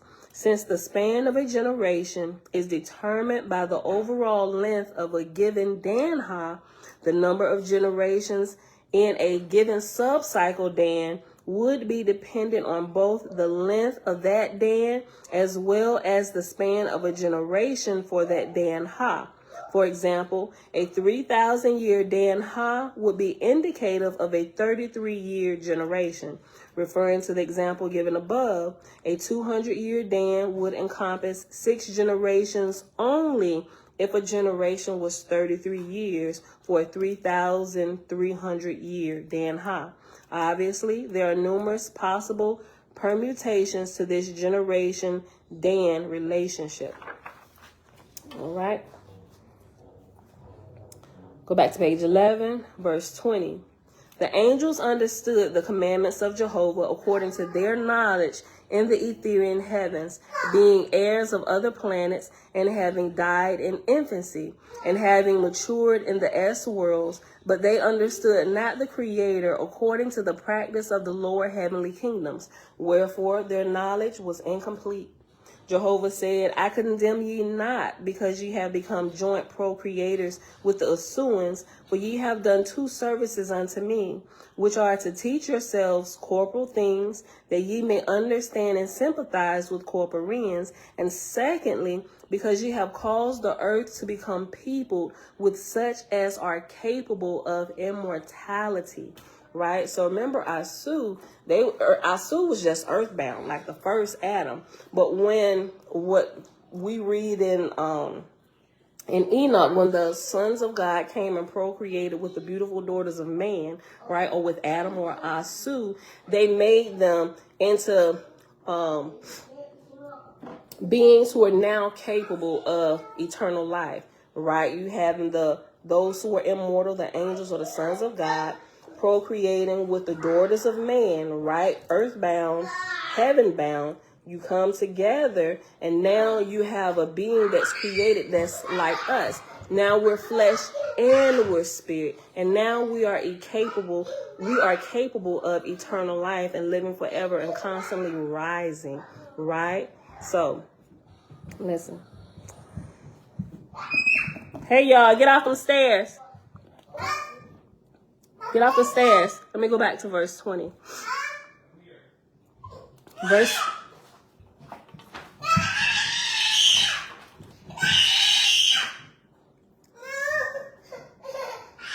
When you become a charge, you're going to have to deal with a lot of this on earth.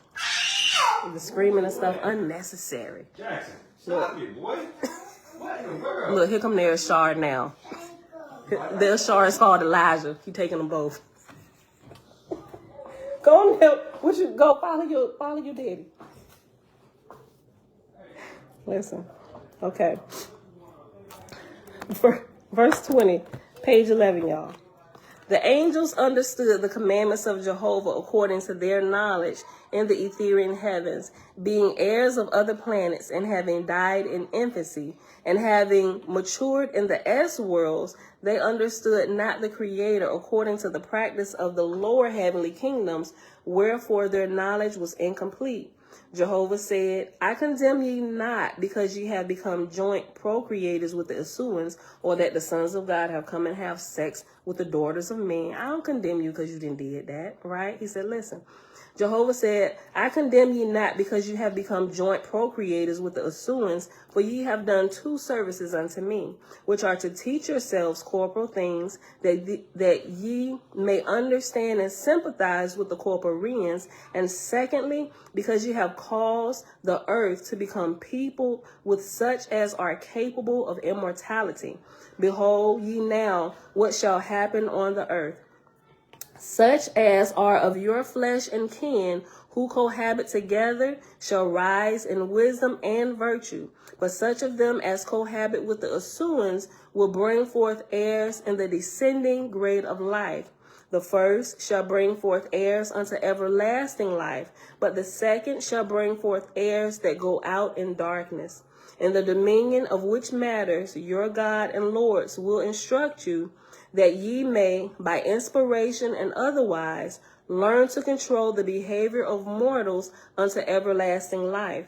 And that these labors be not too severe upon you, I created the Dans and Dan-Haz in the firmament, wherein ye may be relieved from the watch by other angels from other worlds coming to exchange with you. Tag team, all right, I'm out of here. Watch Johnny over there. He a mess. Same thing happened here.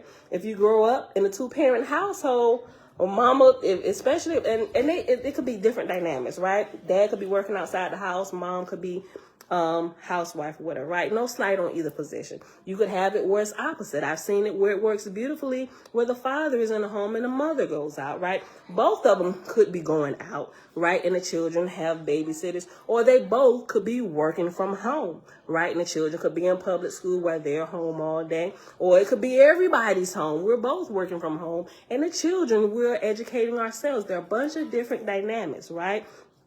Whatever works for your family works for your family, right? And y'all just got to get into the flow, right? But there's always a time where there's a little bit of rest and relaxation between the two parties that are there helping to raise these children to a higher light, called mom and dad, right? Or it could be different. They could be living with grandparents, big mom and grandpa, whatever. They could be living with auntie and uncle. It could be single. And if it's single, sometimes we have sisters helping sisters out, switching like play dates and stuff. Okay, over here, sis, go get a rest, go get a pedicure, spa day, whatever, right? We still have that dynamic where it's happening. Hopefully, you have a time where you get a little bit of R&R. And if you don't have that second person or family members or friends, maybe your children are in public school and you tag teaming with your teachers, right? So you get that break while they're in school and maybe you're working from home or you're working at your job. It's just a bunch of different things and ways that this can happen, right? Okay.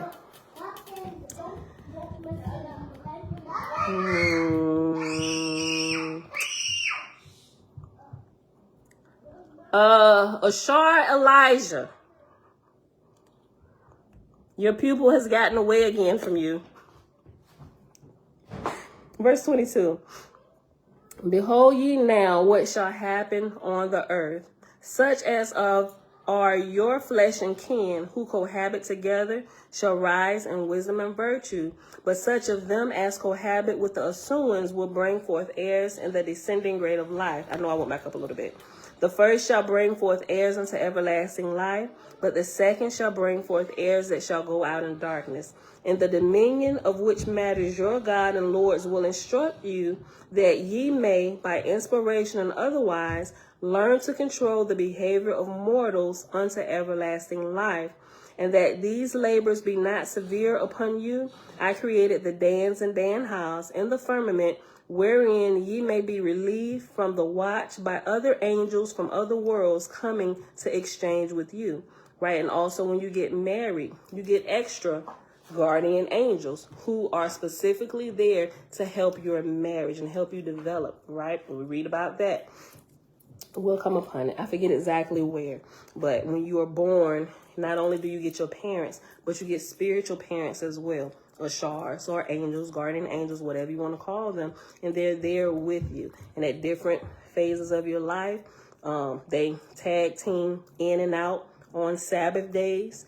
And when you get married, you get a new set of ashars that help you develop this area of your life.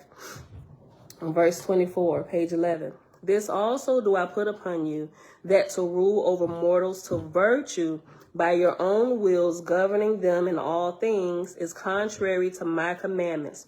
For what honor hath any man if made to do a thing? Right? So they should inspire us, not make you do something for a field that you can burn in hell for the rest of your life, right? And how does a spirit burn, right? Do we ever even ask that question? This also do I put upon you, that to rule over mortals to virtue, by your own wills, governing them in all things, is contrary to my commandments. Or do it because I said do it. You don't rule over them like that. You are to inspire them and teach them why they should choose to do it this way, or why they shouldn't go this way and go this way. Help them to use their own judgment. That's what we're to do, even as parents with our children. Do it because I said to go do it, because it's my house, right? And some of us do that, and we really shouldn't. We should teach them. We should develop in them the ability to begin to make choices for themselves. Look at the pros and cons of things. Even when they're small, children can learn a lot, right?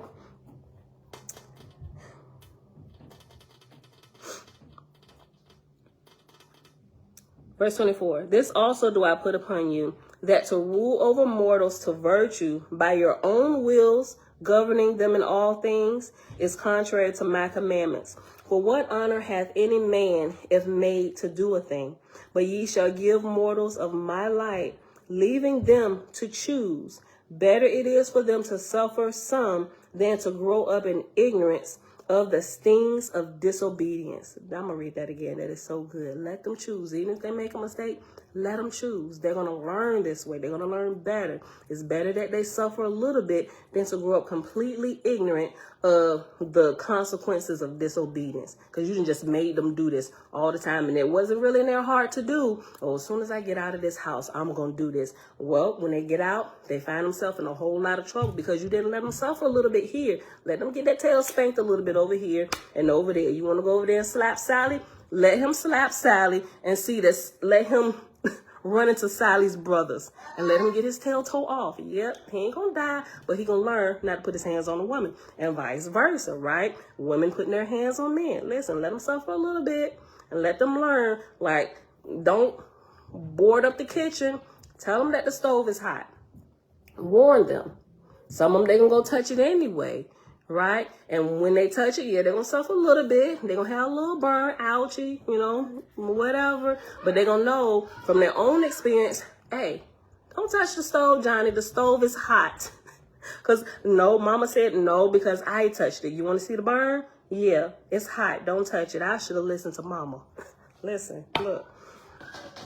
Verse 24, this also do I put upon you, that to rule over mortals to virtue by your own wills, governing them in all things, is contrary to my commandments. For what honor hath any man if made to do a thing? But ye shall give mortals of my light, leaving them to choose. Better is it for them to suffer some than to grow up in ignorance of the stings of disobedience. Y'all better highlight that.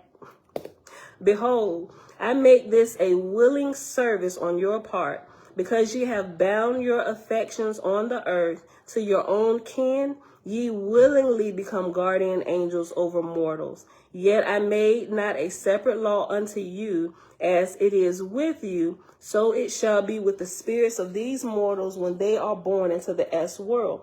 They will also desire to become guardian angels over their own mortal kin, right? Like when my grandma passed away a couple years ago, my little niece, well, not my niece, she's my cousin.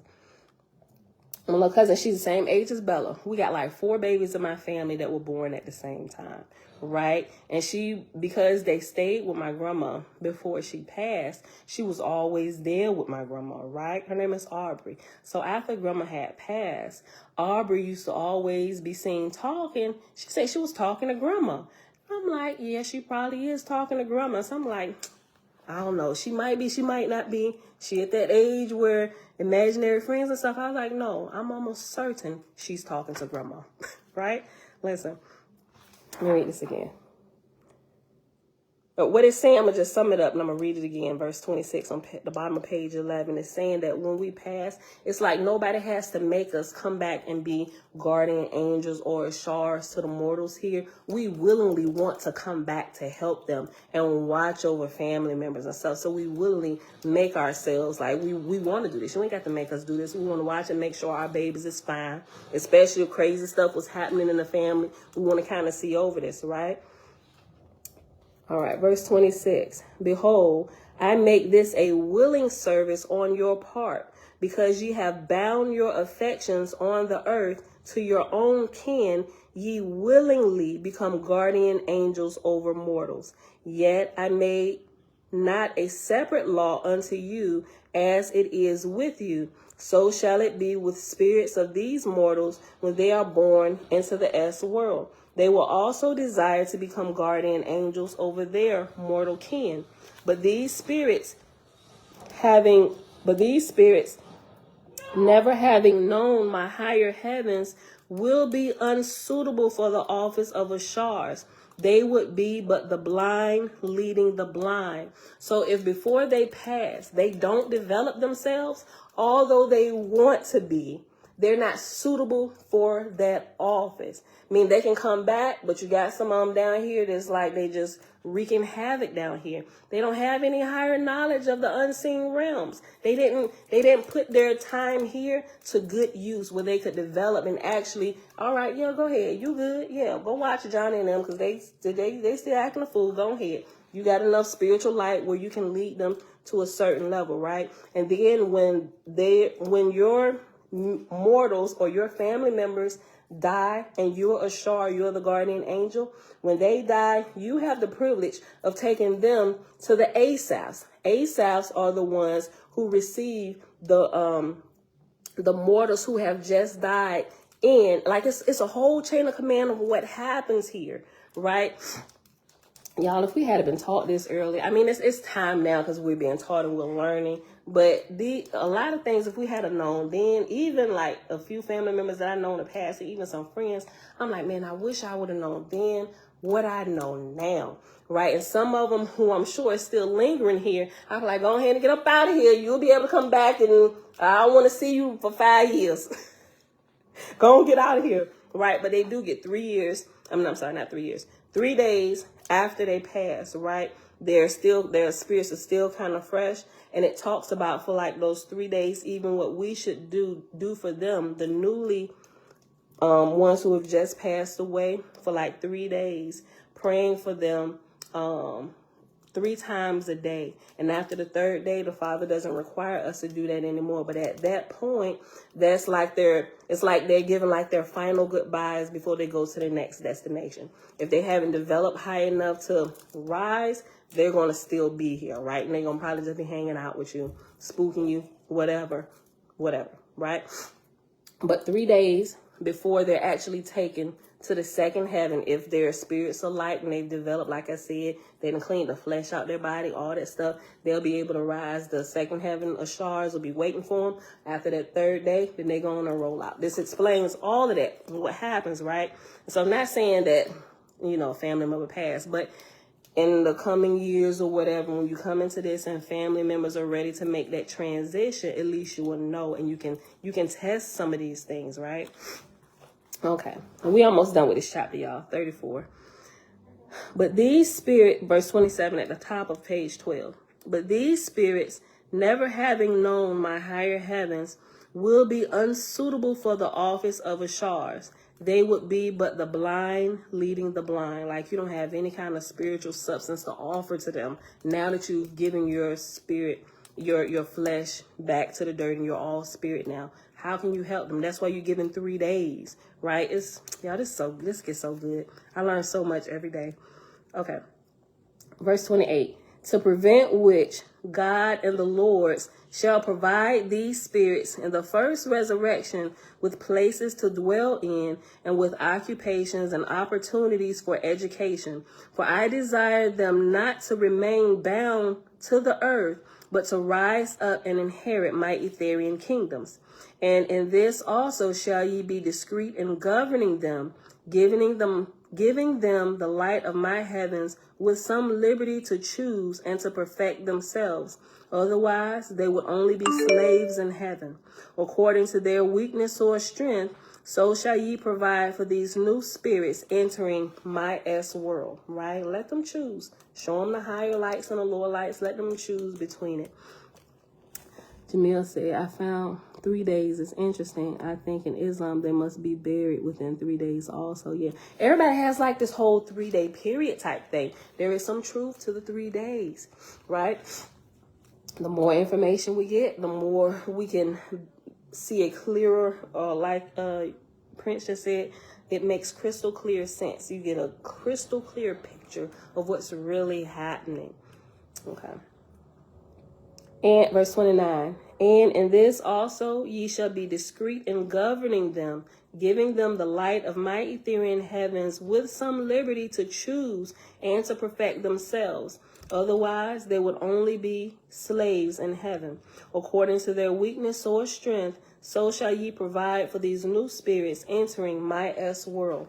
Therefore, such of you as are appointed by my God and my lords as guardians over mortals shall be called Ashars, and ye shall report to your respective lords according to the section of the earth where ye may be.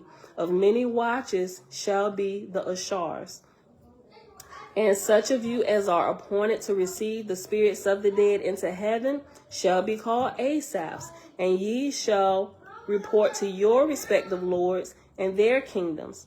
And the Ashars shall make a record of every mortal of the grade of his wisdom and good works. And when a mortal dieth and his spirit is delivered to the Asaph, receiving shall deliver such spirit. Hold on. What are y'all two doing? Jace and Bella, what y'all doing? Okay, I'll be done in a few. Go on. Scooch back upstairs. Because all the other ones following y'all too. Go. Let me go back to verse 30. Therefore, such of you as are appointed by my God and my lords as guardians over mortals shall be called Ashars, and ye shall report to your respective lords according to the section of the earth where ye may be. Of many watches shall be the Ashar. So that's good. So the current ruling God, when you pass away, when it's time, they give the report or the assignment to where you're going to be, where you're going to go. I'm going to read that again. That's good. I never really caught that the first time I read through. Therefore, such of you as are appointed by my God and my lords as guardians over mortals shall be called Ashars, and ye shall report to your respective lords according to the section of the earth where ye may be. Of many watches shall be the Ashars. And such of you as are appointed to receive the spirits of the dead into heaven shall be called Asaphs, and ye shall report to your respective lords and their kingdoms. And the Ashars shall make a record of every mortal of the grade of his wisdom and good works. And when a mortal dieth and his spirit is delivered to the Asaphs, the record shall be delivered with him, and the Asaph receiving shall deliver such spirit with the record into such place in these heavens as is adapted to his grade, where he shall be put to labor and to school according to the place of the resurrections which I created. So your Asaph or your guardian angel that's taking record of everything that you're doing, when they hand you over to your Ashars, hand you over, introduce you to your Asaph, when you go, they also give you a report card as well. This is what they did.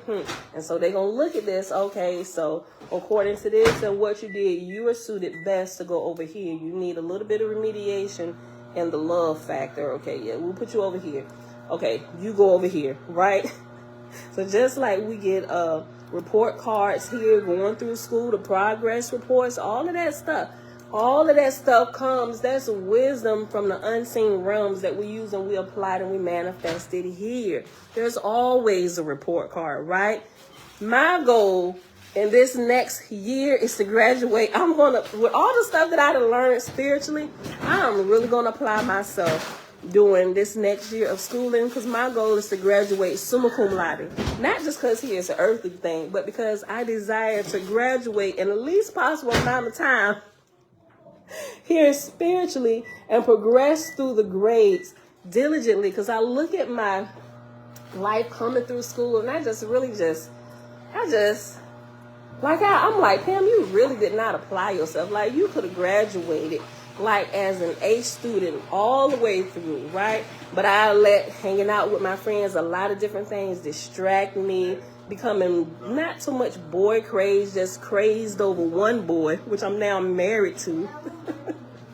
And some of these things that just, starting college before I joined the military, like, this is not for me. I'm sick of school. I'm going to go join the military and join in a place where they make you do stuff, right? And the father said, that's not really a good way to do things, making somebody do something. Let them choose. But joining a place where I was made to do things, made to get up daily, or it's the rod on your back, or you going to the brig, or you going to get bust down and rank, all of this stuff, and like really just going through these different phases in life. I'm like, I am really going to apply myself. I'm going to prove to myself that I can be on point and do this and not be distracted, right? Listen, this is good. Okay, we almost done. We got a couple more verses. Look, and then we're gonna hop over here we're just gonna read the end of this second chapter. I think we're about at the end of that. But anyway, we're gonna read a little bit of that and we're gonna be done. Yes, I'll call you when I'm ready for you, son. All right. Okay, verse 32. I'll read again. And the Ashars shall make a record of every mortal of the grade of his wisdom and good works. And when a mortal dieth and his spirit is delivered to the Asaphs, the record shall be delivered with him.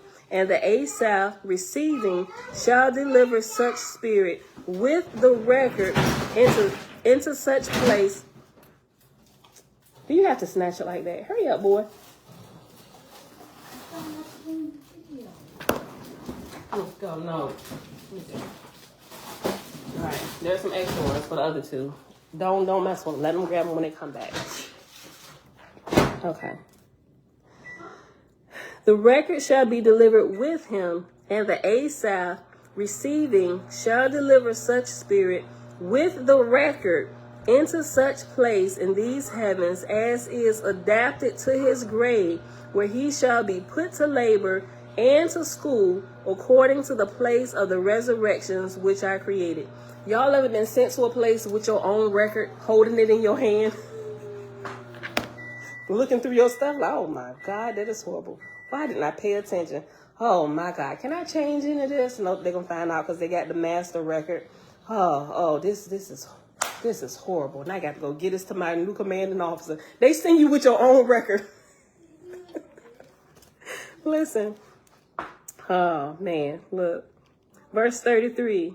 As ye shall thus become organic in heaven, with rulers and teachers and physicians, and with capitals and cities and provinces, and with hospitals and nurseries and schools and factories, even so shall ye ultimately inspire man on earth to the same things. And mortals that are raised up to dominion over mortals shall be called kings and emperors.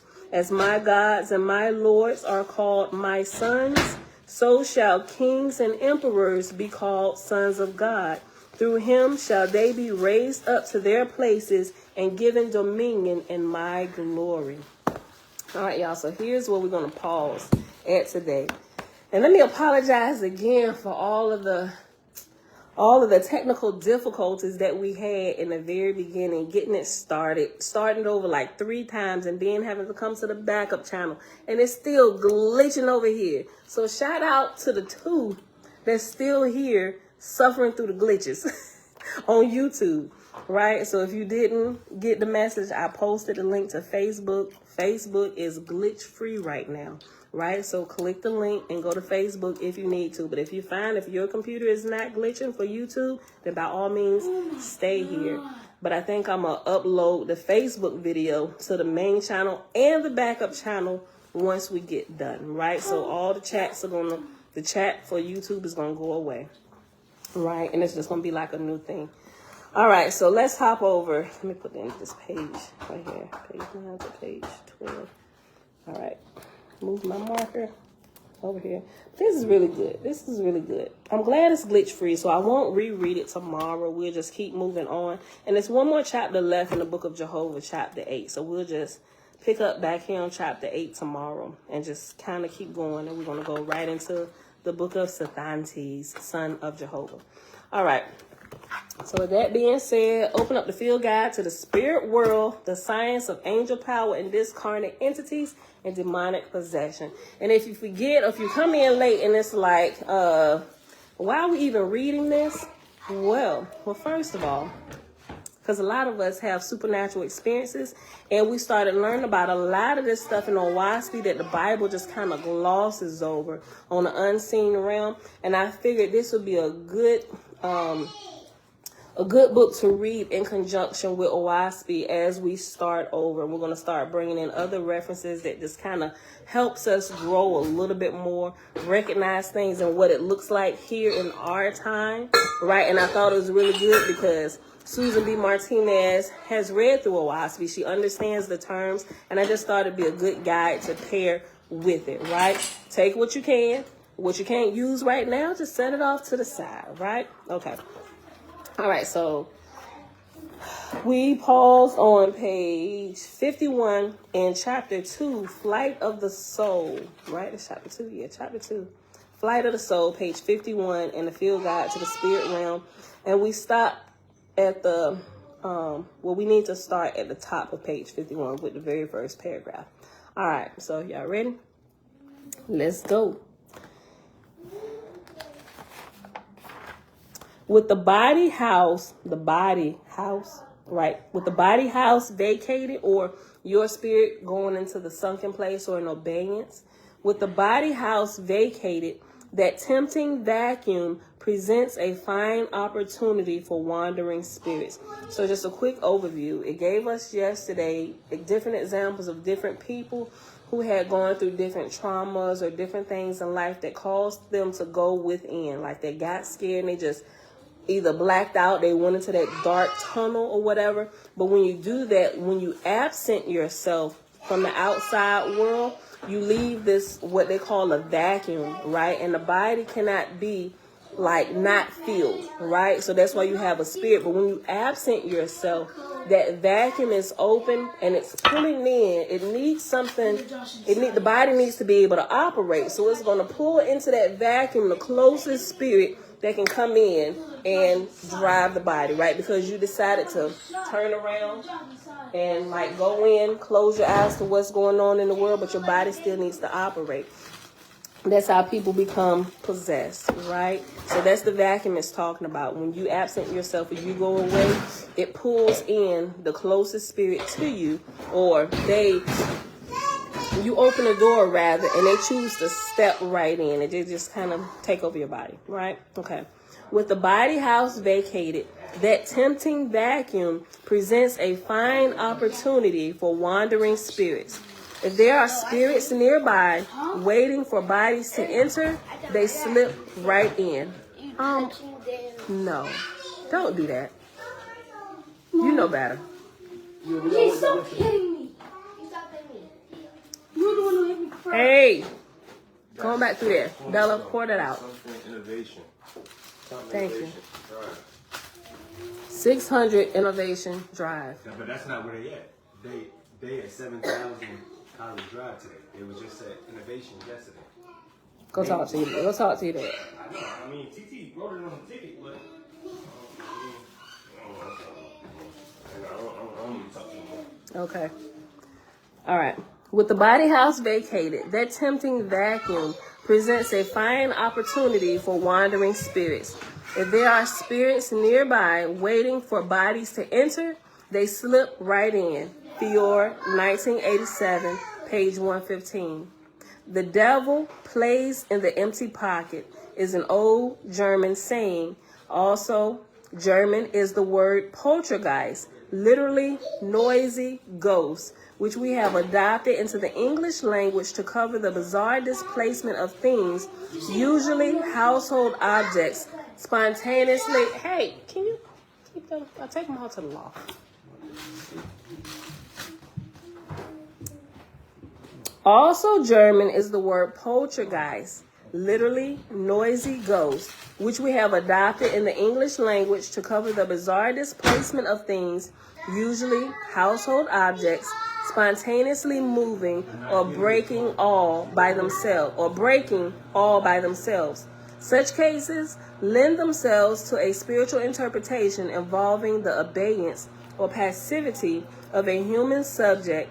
That person or focal agent, as case studies indicate, is usually an adolescent.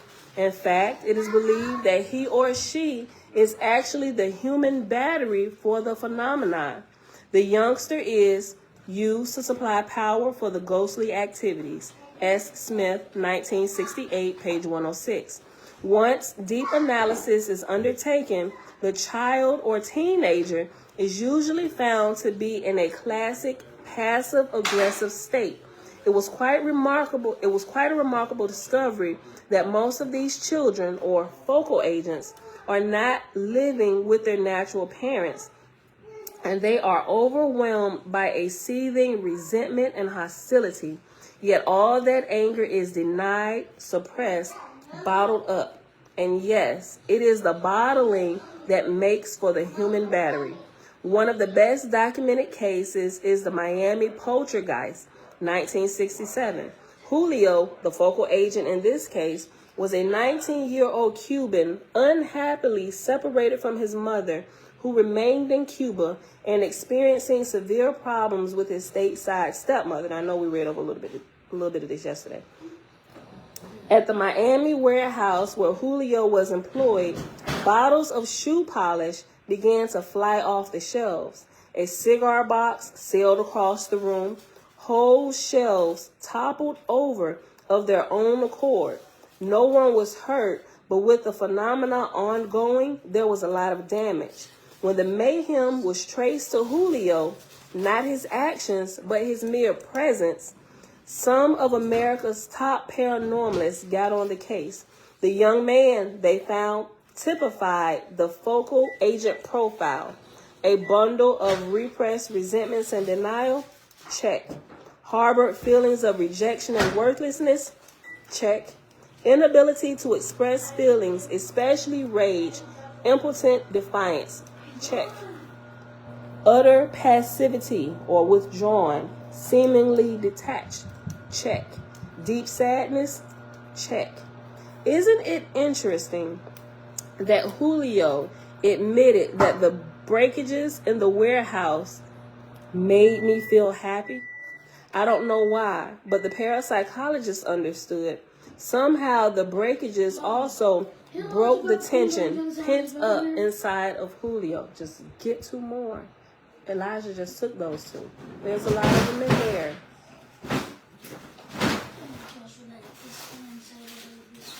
Well, if they want them, they can come get it themselves.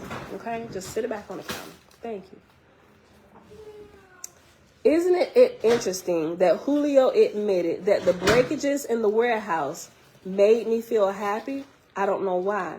But the parapsychologist understood. Somehow the breakages also broke the tension pent up inside Julio. The poltergeistery, say these experts, was the boy's way of striking out the tension directed into his physical environment. Roll 2004, page 153 and 158. Left unsaid, however, is exactly how that works. Taken on faith is the wrong assumption that inanimate objects can just come to life in the presence of a troubled youth. I don't think that's how it works.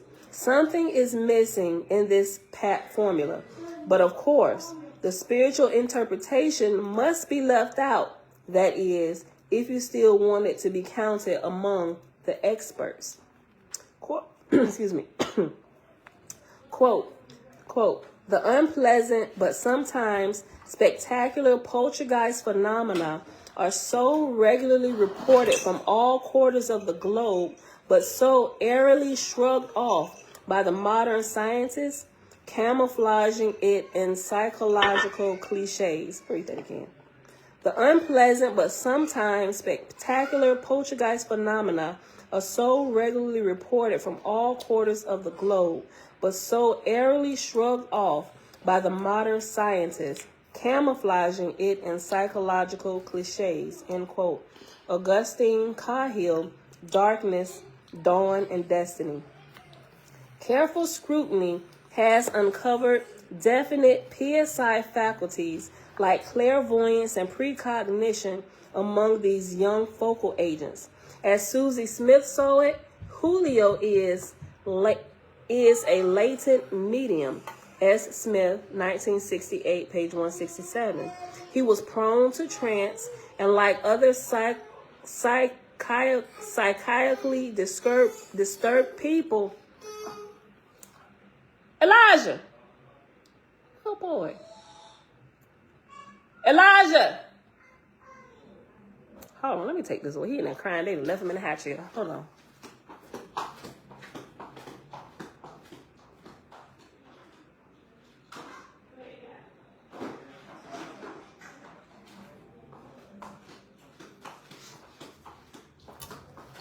Look, the shower is going to get graded too, because you can't just leave your mortals sitting in high chairs.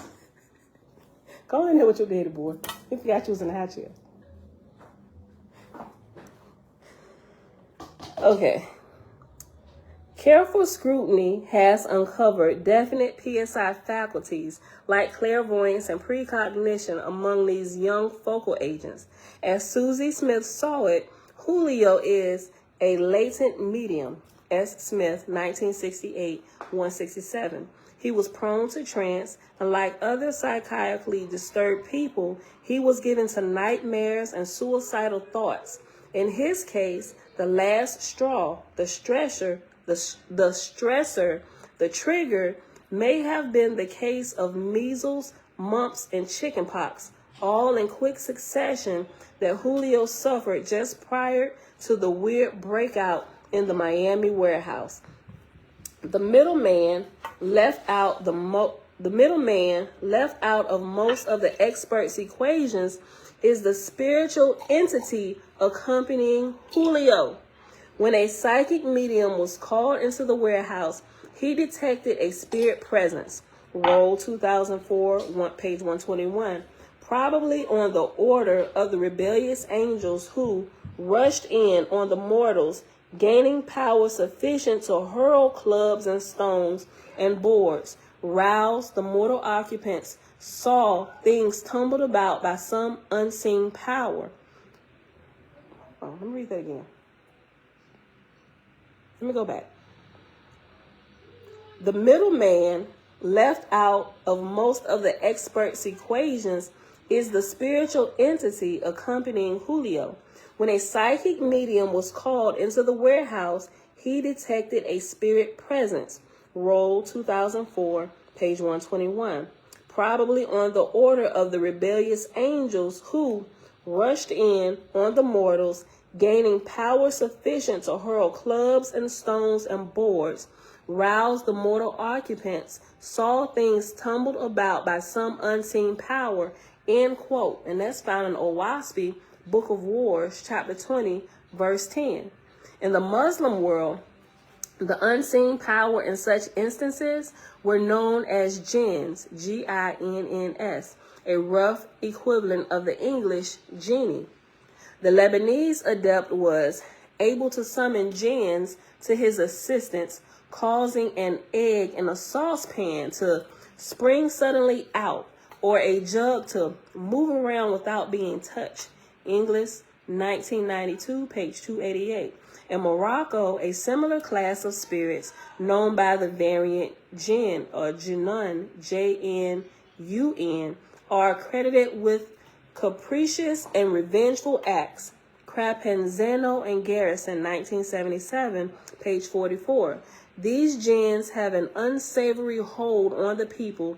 Their story comes to life in Tahir Shah's astounding narrative. Quote, and I have a book on jinns and reading up on them and some of the things they're doing over there, some of the things that they do and that they're like really mischievous, right? But I thought it was an interesting read. I'm glad I did. Let me post this again. Let me write. Boyfriend, go to the Facebook Live. YouTube been acting up all morning. Okay, people still like coming in and out. Yeah. Click the link. Okay. All right, y'all. Okay. Quote, the house is full of them, infested with jinns, hundreds of them.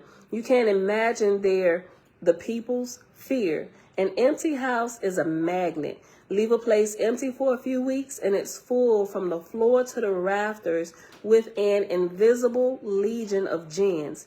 They go by various names, jinns, genies, and I'm probably pronouncing this wrong, Jinnun, J-N-U-N, and are believed by all to share the earth with us. Invisible to humans, they can take almost any form they wish, disguised as cats, dogs, or scorpions, meaning they have a little bit more spiritual knowledge, right? When they gave up their flesh to come into the into the spiritual realm. So they kind of probably, they know how to manifest things and do like shape-shifting, but it's still humans, right? They just know they got a little bit more spiritual wisdom than some of the lower level ones, right? Is it me or is this time going slow? I enjoy time going slow and I have a good and awesome time while time is going slow. Yes, but listen. I thought you'd been done. I was. Oh, clearly you didn't see. I was having all the trouble this morning. Son, go back upstairs. I'm almost done, too. Listen, I'm on the road. I'm almost done. Go back up. Let me get finished. I love you. Love you, too. All beautiful people on that live. Y'all all beautiful. Y'all awesome. Just wanted to remind y'all. Listen. You know y'all already knew that. I'm not. They go by various names, jinns, jinnies, Janun, and are believed by all to share the earth with us. Invisible to humans, they can take almost any form they wish, disguised as cats, dogs, or scorpions. Nothing gives them greater pleasure than injuring humans. They are all around us. Their world shapes our own. If they could, they would slit our throats. Jinns are also known for stealing human children, substituting a jinn child in the place of the one they take. Everyday mishaps were put down to the work of supernatural forces, with the jinns at the center of the belief system. When she dropped the glass vase, she said it was the jinns. They were a back door by which all blame could be neatly sidestepped. The explanation was always the same. It was not my fault. It was the work of the jinns. I said, superstitious thought is crippling to them, the people. The man replied, the jinns are at the heart of our culture. Pretending they don't exist won't help you. Shah, 2006, pages 14 through 15, pages 112 through 113, and page 171. Leave the West, the so-called first world, and such mischievous wraths inhabit the memory and lore of every traditional society known to man. In these lands, the disruptive poltergeist is no mystery, nor is it puzzling when the noisy ghost comes to afflict the family whose tensions and suppressed anger have reached the boiling point. Quote, Uri Geller complained that most parapsychologists misunderstood the true sources of the mysterious force. They keep talking about my mind, he said. In his opinion, psychic power didn't emanate from his mind at all, but from other minds, entities who were telepathically channeling the power through him for their own purpose. End quote. Hunt and McMahon, The New Spirituality. Another psychic sensitive, England's Wilma Davidson, 2006, page 104, asserts that there are actually a higher number of earthbound spirits in the West compared to the East. The only explanation I can find is that more people in the East are aware that life carries on after death. Awareness alone is a big part of the solution. I agree with that, right? If you are aware, like that's half the battle. If you're aware of what's happening, it's easy to try and fix some of these problems, right? Or it's easier than it was. And now you know what you're actually dealing with. It doesn't make it any less scary because sometimes stuff just pop out of nowhere. Oh my God, you just gotta like, okay, listen, stop it. Get on up out of here. The only explanation I can find is that more people in the East are aware that life carries on after death. Awareness alone is a big part of the solution because the problem is reinforced when denial drives us deeper into darkness. Spiritual forces thrive most readily on buried emotions. Neither was aware, comments Dr. Blinder on two of the murderers he analyzed of any hostility towards the victims. In another case, brought to Blinder, a Mrs. Williams, who shot her husband in cold blood, was almost entirely unaware of any hostile feelings. Afterward, she could not believe she shot her husband. Predictably, her own shut-down personality, shaped by strict and highly proper churchy parents, was shy, demure, inhibited, naive, and highly controlled. Blinder, 1985, page 128. And we talked a little bit about the controlling and how the Creator said, this is not my way of things. It's better that they suffer a little now than to completely jump off into disobedience and not even understand the repercussions of disobedience, right? Or anything that will give you, like, earth was created to give you like immediate it's like immediate teachers. Like if you're running too fast and you trip, boom, you fall, you skin your knee. Slow down, pay attention to where you're going. Or if the stove is hot, you touch it, immediately hot, right? But when we as parents, we try to hold back the repercussions and consequences of certain things, we're not helping our children. Neither are we helping people grow, because they need to feel that there is something that's going to happen to you if you violate the natural order of things, right? Let me read this again. Hold on.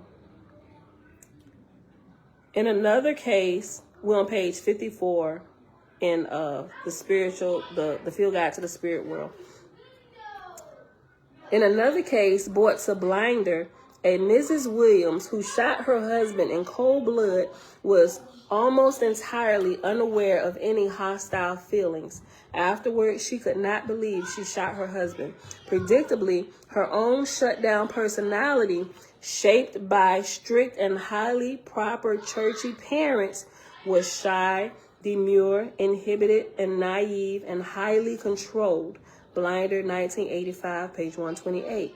Clearly, when suppression of true self becomes chronic, there is a disintegration of persona and very little left of native self to assert against wandering spirits of darkness. The person simply does not have the strength to ward off the intruder. Maury, 1988, page 76. Poltergeistery, as we have seen, tends to shed light on these conundrums, as in the massive repression and denial noted by Scott Rogo, 1979, page 106 to 107. In the case of young Arnold, a poltergeist focal agent. In this 1961 case, Arnold's extremely traumatic childhood was uncovered, including brutal foster care, real mother often in jail, a mother, incidentally, who once tried to kill her husband. Arnold used denial to handle all these conflicts. He was never able to verbalize his anger. Significantly, his general approach to life was passive and submissive, which is how he tried unsuccessfully to cope with the feelings of aggression. Quote, "The dying embers of a man's repressed pain have the unwieldy habit of catching fire, spreading underground, and burning down everything nearby." End quote. And it's by Keith Abloh from his book Compulsion. And right here, y'all, is where we're going to pause at for today. Right? So we've been going about a little bit over 2 hours. And the time that I had trying to fix all the technical difficulties is a part of that time, right? So we're going to pause right here. I don't want to go any further in this because I want to make sure I get... Oh, that was like the end of the chapter. Well, we'll finish it tomorrow. I want to make sure that I get this fixed so we don't have this issue tomorrow, right? So it's not all broken up. All right, y'all. So with that being said, let's go ahead and end this. Thank y'all for hanging out.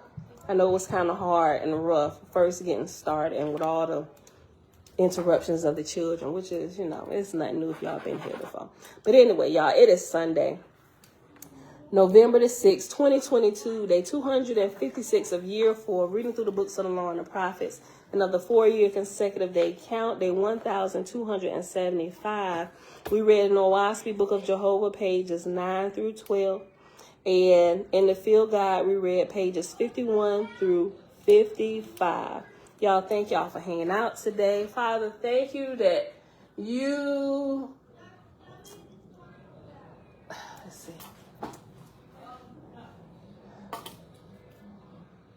Thank you for enlightenment as we grow, right? Further enlightenment, and I think that's kind of close to one of the ones I did. Further enlightenment, different levels of growth. Thank you that light builds upon light, that you created light to build upon light for perpetual growth forevermore, right? All right, y'all. I love y'all. Isaiah, come on. All right, let me go through here because I'm kind of frustrated with this thing. So let me go through. I'm going to reset all my stuff. check my Wi-Fi, and I'm gonna double check. I'll probably do like a little test video just to make sure they ain't blocked me. And if they block me, it won't even be able to post the test video. So I'm gonna check all my stuff, make sure it's good to go tomorrow. We shouldn't have any issues tomorrow. Okay, everybody's still gonna be sleeping when we get live at 6:15. All right, y'all. So with that being said, I love y'all. Thank y'all for hanging out and just kind of moving with me as we moved around, trying to keep this going for the day. I love y'all. See y'all back here tomorrow morning, bright and early, 6:15 a.m. Eastern Standard Time. Peace. Take that, Jackson. Yep. Hit this button right here. Oh, hit it again. When you hear it ding, you know you did it.